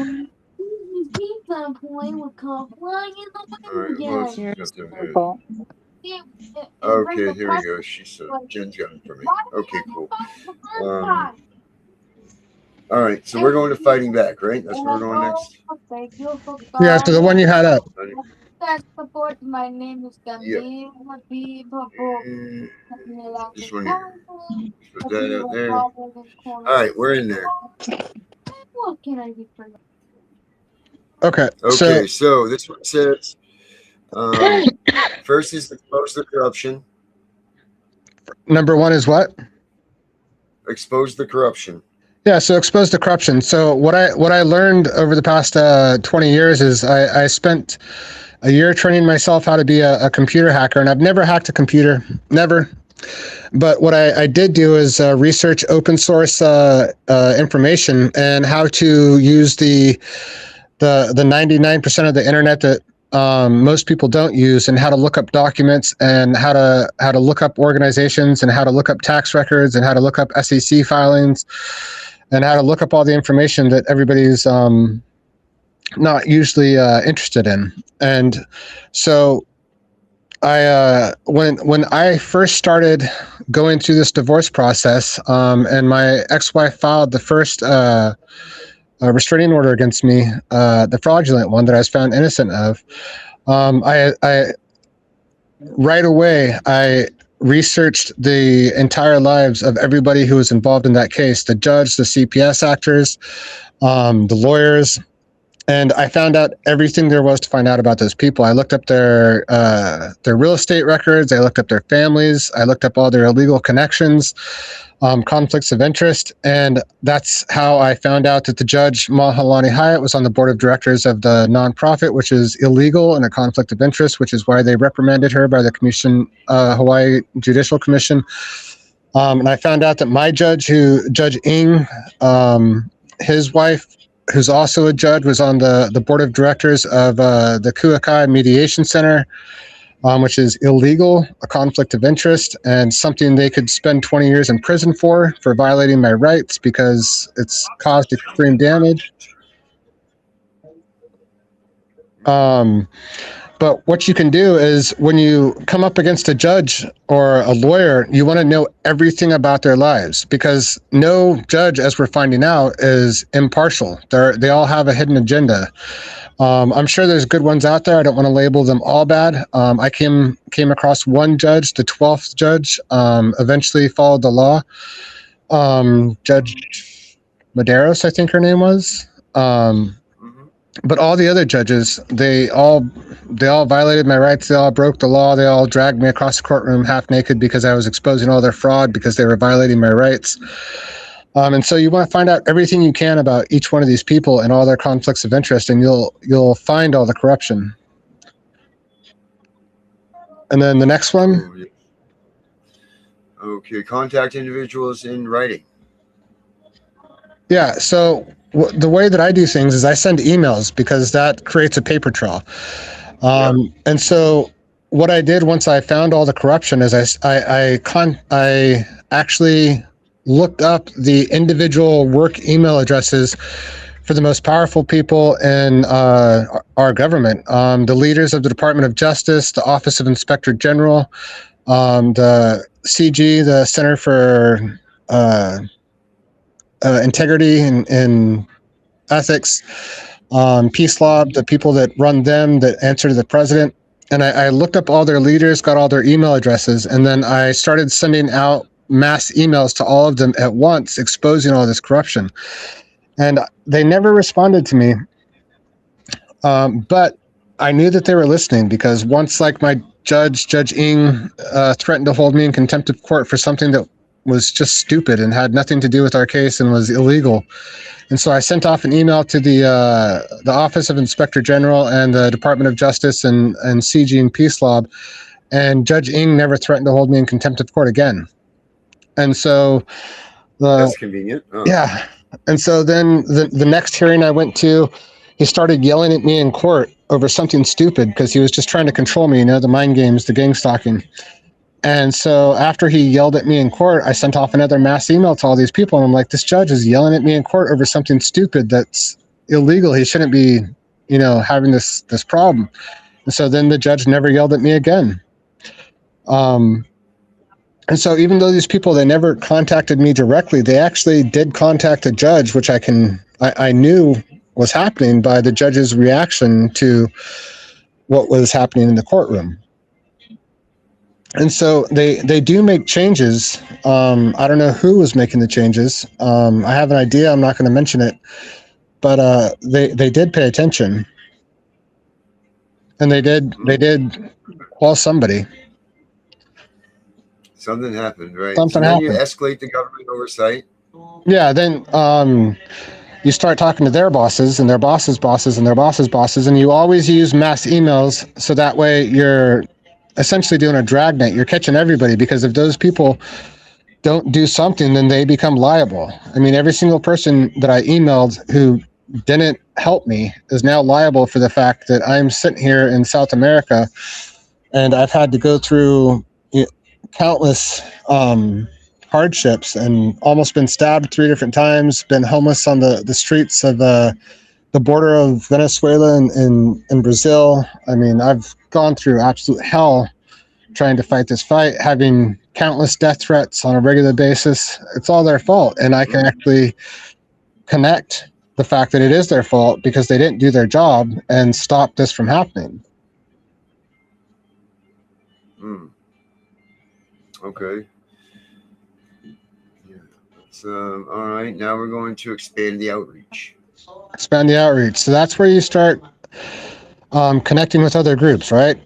And that's where if the government leaders don't do their job, then you start going to international leaders like the United Nations, and you start going to the international criminal courts, and you start reaching out to other countries.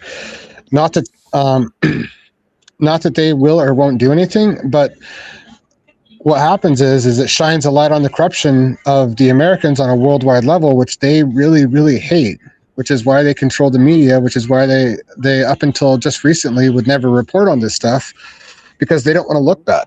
So when you start contacting international organizations, they're like, America's supposed to be this great nation that's supposed to have the Constitution, that's supposed to protect its people, but that's just not the case in family court, and we need to expose that.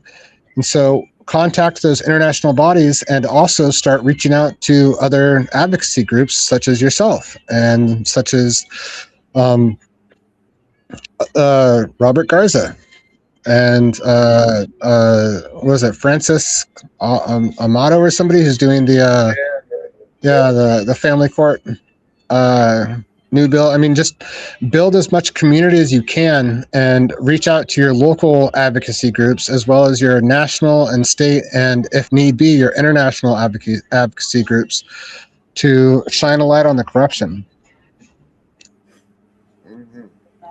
Absolutely. Absolutely. All right. Now we're going to go to take action.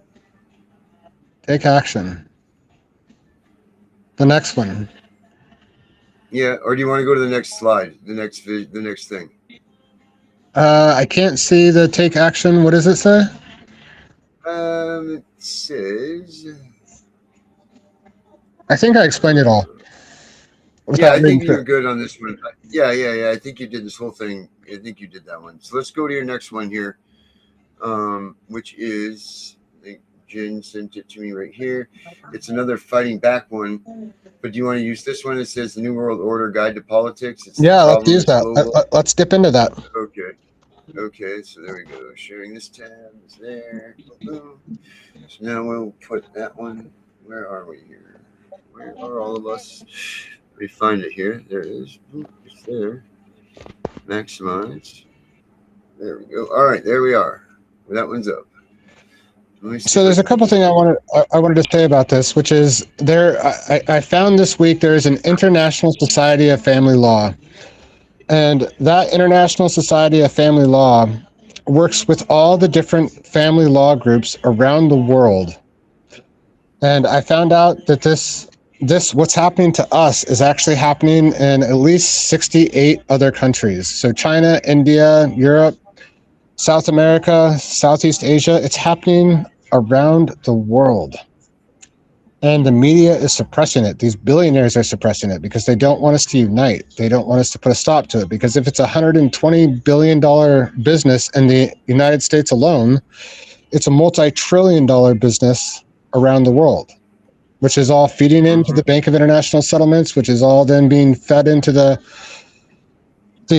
World Bank and the IMF and the International Bank for Reconstruction and Development. So that way it can then be fed into these billionaires, nonprofits in third world countries and their businesses in third world countries. So that way they can just make more money off of other people. So I started reaching out to the International Society for Family Law. I sent their board of directors an email a couple nights ago asking if they're willing to work with us and work with the public to create some of those policies and procedures and some of that research they're doing. And I'm going to that's awesome. Yeah, I'm going to see if they respond. If they don't, I'm going to let them know that they're not liked. Huh? No, you don't want to say that. We don't want to say that what you're going to do yet, but let's wait on that one for sure. Yeah. So if you look, I'm sorry, I can't read it, and I can't pull it up on my phone. Yeah, hold on a minute. Yeah, let's see. Let me get it for you here. It says minimize. Oh, we don't do that. We maximize it. Sorry. Let's see. Okay, fighting back. And then that one. I'm going to go in here. Okay, it says the problem is global. So the problem is global, which is what I was just talking about with the International Society of Family Law. So these billionaires are essentially destroying entire civilizations. Like I was in Peru for a little while, and I discovered that in Peru they sterilized 200,000 indigenous women. Oh, that's terrible. I know. They I know. They just stopped 200,000 indigenous Amazonian women from being able to bear children. And with the Hawaiian people, if you look at the statistics, they took 10,000 children from their families in Hawaii, and 8,000 of those were Native Hawaiian and Pacific Islanders. And if you look at all the atrocities that are happening around the world, I mean, if you go back to the Native American Indians that they put in the religious schools, and they put in the boarding schools, if you look at all these atrocities that are happening around the world, this is this new world order, this group of elite billionaires who are displacing people and trafficking them around the world in order to make money. And so that's why it's a human rights crisis. That's why it's something that needs to be dealt with on a worldwide level. Okay. Now the next one is those with power are playing both sides. Connect the dots. Yeah, so that's what it comes down to. Okay, so let's go to the objective. So it is. So let's do like problem is global. Then this is the objective. Okay, and then which is exposure, defunding, debanking, civil litigation. Correct. So all these billionaires that run the World Economic Forum, the Rockefellers, the Rothschilds, and all these board members and all these different nonprofit organizations that they run, they have no immunity whatsoever. Whether it's civil or whether it's criminal, they can be sued for billions of dollars. They can be thrown in prison for violating our rights and for destroying our country and for not following the Constitution. So we need to fight back legally. I mean, just recently, I think it was a couple days ago, the Georgia State Supreme Court allowed RICO cases to proceed against family courts. And I honestly think that somebody needs to file a RICO case against state family courts using this information, based on the fact that it's the bankers who are controlling the courts and controlling the politicians in order to steal our children and steal our homes and just feed us into a system that they then use to make money in other countries. So we need to do that, and then we also need to find people to start pressing charges and start sending them to prison. I mean, they're committing mass atrocities on a global level. They need to be held accountable for that. All right, now this says, now it goes down 4 methods of defunding a corporate system, a corrupt system, I'm sorry.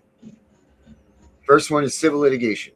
Yeah, civil litigation, which is what I was just talking about. File the RICO lawsuit. Okay. And start suing. One. So start suing and protesting the billionaires and the nonprofit community foundations that they run at the local level. So I mean, I honestly believe that there should be a mass protest, not of the courts or not of the police, that there should be a mass protest of the Hawaii Community Foundation Trust, because they're the ones, Peter Ho, the CEO of First Hawaiian Bank, who runs the Community Foundation Trust in Hawaii. People should be protesting him, not the police. He's the one who controls the police. He's the one who writes the laws through those 1,000 nonprofit organizations that he has. People should be protesting, the other members of the board of directors of the Community Foundation Trust, and they should be suing Peter Ho. They should be suing the other bankers and real estate moguls that are on that board of directors. Mm-hmm. Absolutely. That's something that I think we should be doing in every state across the country and in every city. We should be. Yeah. What about the international method? So refresh my memory. Let me see here. I'm having a hard I have to be careful what I say, because I have my own plans. Okay, let's do this. Let's go down to this. The public is exposed too much here. Let's go to the public is not seeing the whole picture.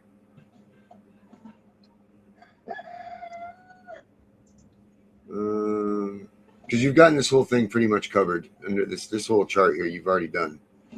But you pretty much say expose it, debund it, debank it, sue it, report it, prosecute it, shine the light on it. That's pretty much that. But I think you've gone over everything on this one here so far. So I think we should switch to the next one. No, that's the last one. I think something that we need to realize is the Bank of International Settlements, up until now, enjoyed immunity, or so it thought. However, according to recent Supreme Court cases, because it's connected to the Federal Reserve, it no longer enjoys immunity and can now be sued. And I think we need to start suing these international organizations, especially these banking organizations, because they are connected to American financial systems, which opens them up to RICO lawsuits and opens them up to both civil and criminal prosecution and litigation. And so I think what we need to start doing is going after legally, I have to say that because I'm on video, after the bankers at top. And I think we need to start putting them on notice that if they don't start respecting our rights, that they are going to awaken the giant, America. I mean, I'm one of many people who is discovering this right now, and I'm a mentally ill man. Imagine what's going to happen when the masses discover this. Imagine what happens when the good old boys in the mountains of Northern California or Georgia realize that they're under the control of China through the Bank of International Settlements. Imagine what's going to happen when they realize that it's the European Central Bank that is deciding to steal their money. I mean, the elite need to realize that we are now awakening, and if they don't change, that a lot worse than civil litigation is going to happen. Well, I mean, that's just, here's the question. Again, the age-old question that we ask in this movement, and this is a great way to end this program because I know your phone's probably dying.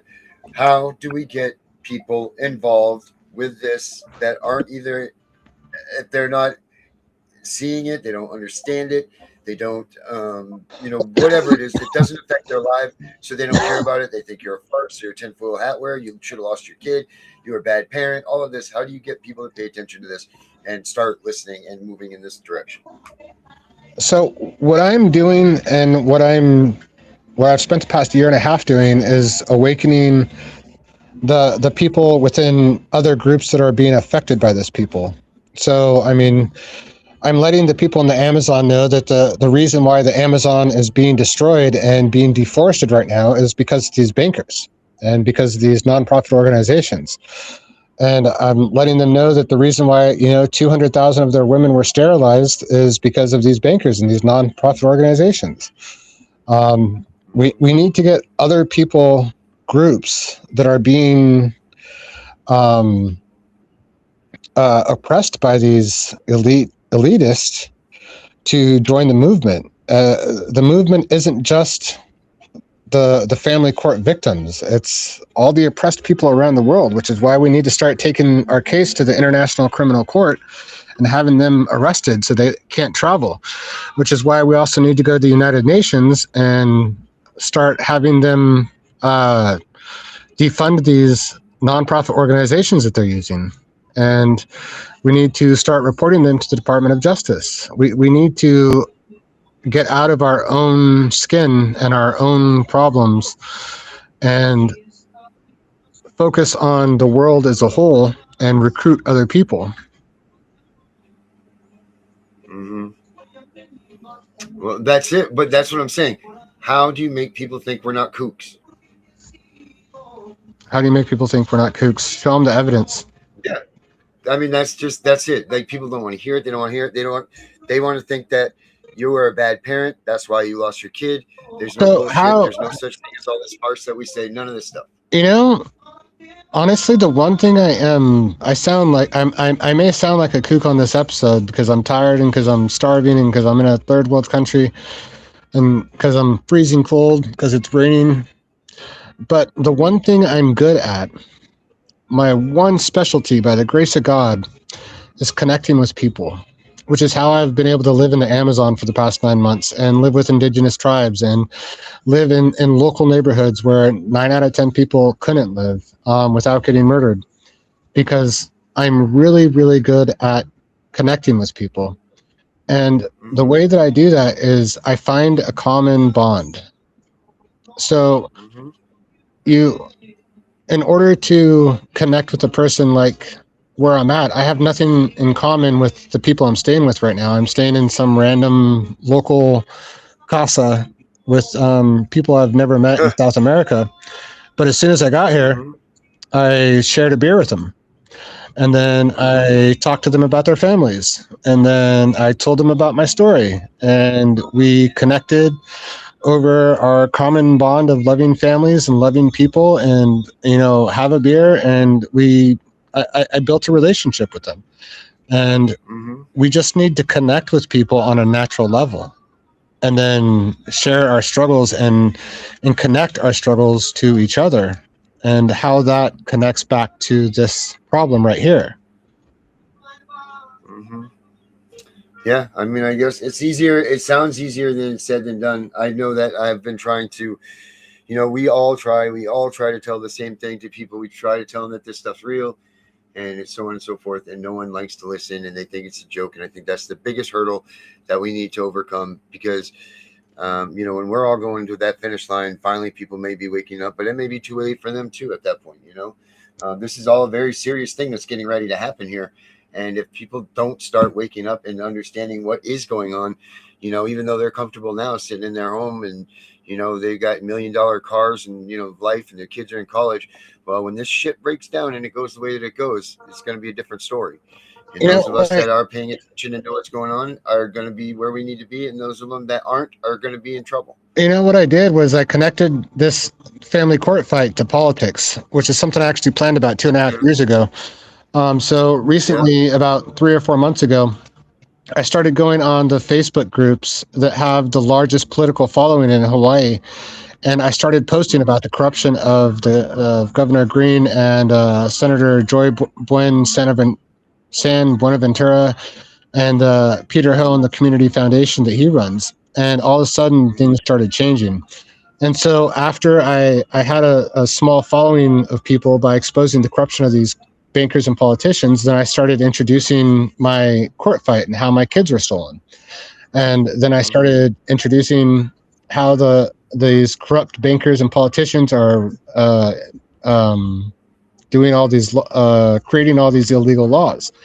And so I found a different group, the political group, and I connected our cause to their cause, which is the family courts and the illegal laws in the family courts to the corruption of the corrupt state actors. So you just got to find a way to connect with people on a local and a state and a global level, and then awaken them, which is what I've been doing for the past year and a half here in South America. Yeah. All right. Well, cool, Daniel. I love it. We're going to keep working towards things. I do have, I've got some money that I'm going to send you. Guys, if you guys want to match me on what I'm sending to Daniel, I'm sure he would greatly appreciate it. That would be amazing. Yeah, that would be absolutely amazing. Because I don't work. My work is this.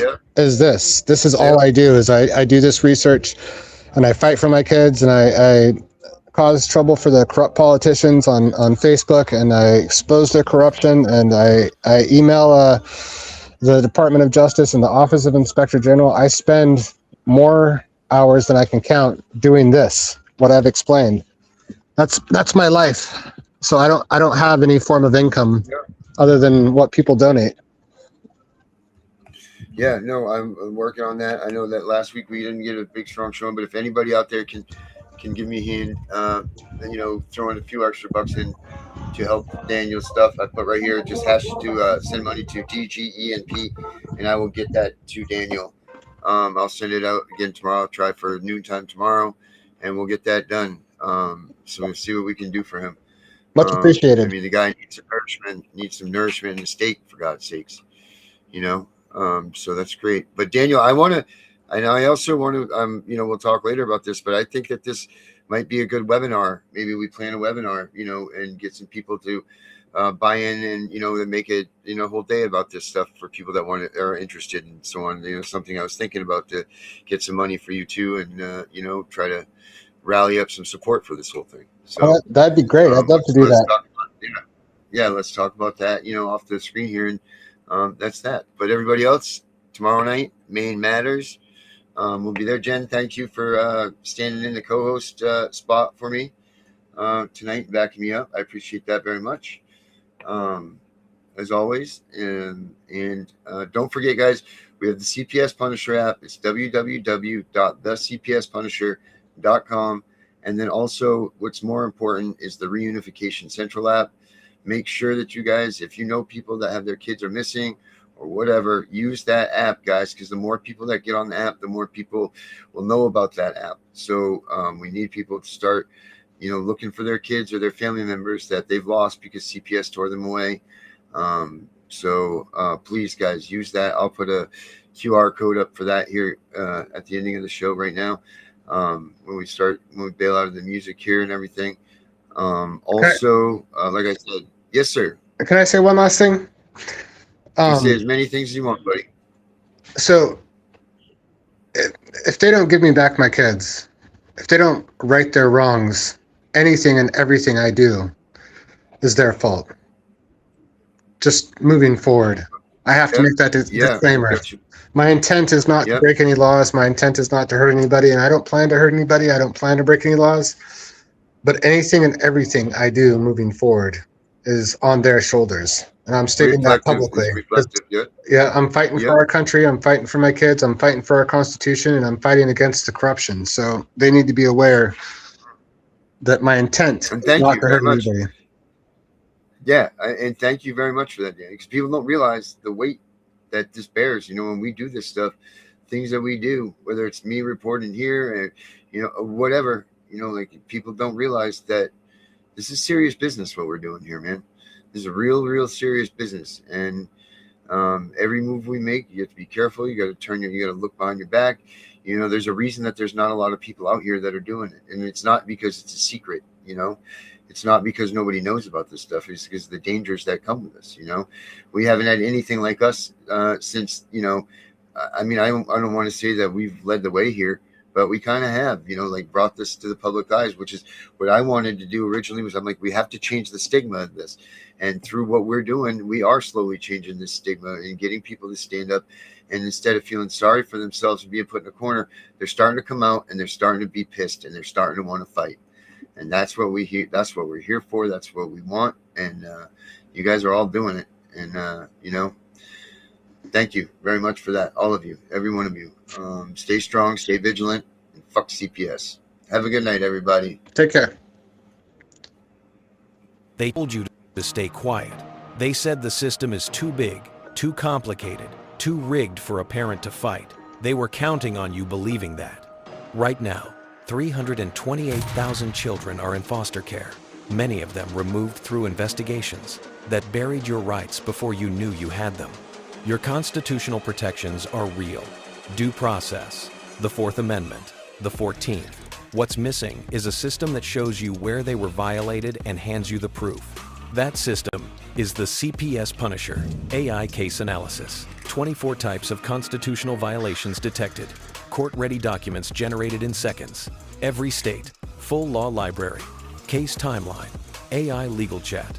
It reads your case and surfaces what they hoped you'd never find. Procedural errors, rights deprivations, missed statutes. Then it builds the motion.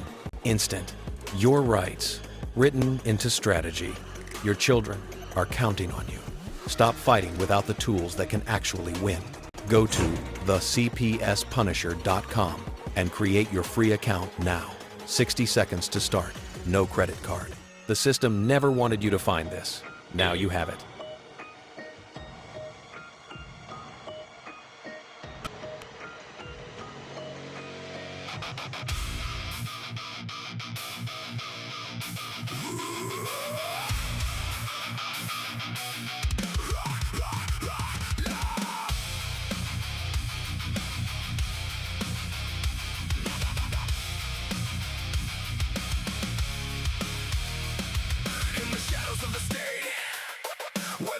Are taken. CPS enforces chains. Families left forsaken. They hide behind the badge of protection's hollow claim, but the truth reveals a system built on power and shame. We stand united now, no longer silent in the fight, exposing every failure beneath the glaring light. We're burning down the system, torching lies and deceit, fighting CPS corruption from the courthouse to the streets. Make it hard for the tyrants who tear our children away. Rise up with the Punisher.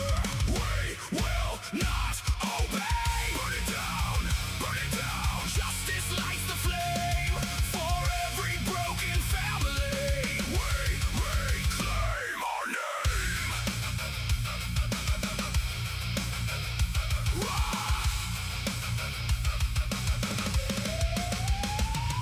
They come without warning, with warrants forged in fear, destroying sacred bonds while the public remains unclear. Due process disregarded, rights trampled underfoot. The Punisher podcast calls out the truth they try to mute. From New Hampshire halls to courts across the land, we document the abuses and take a righteous stand. We're burning down the system, torching lies and deceit, fighting CPS corruption from the courthouse to the street. Make it hard for the tyrants who tear our children away. Rise up with the Punisher.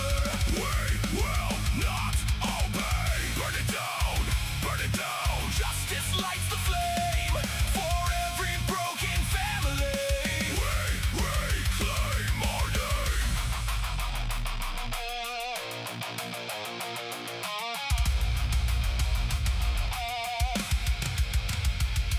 No more hidden hearings, no more stories.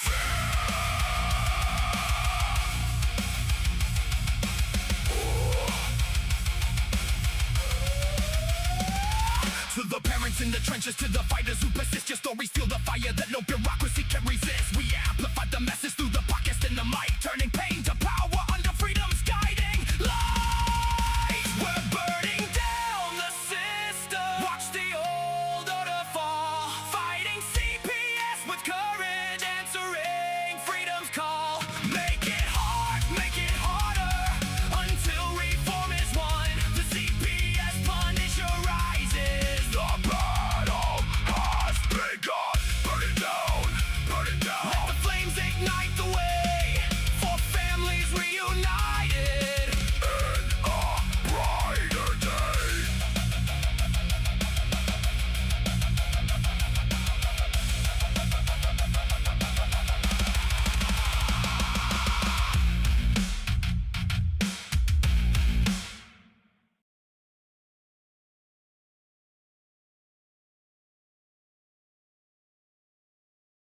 We know it's all about the money, we know they lie, we know this is corruption. Does CPS know what they are doing to the children?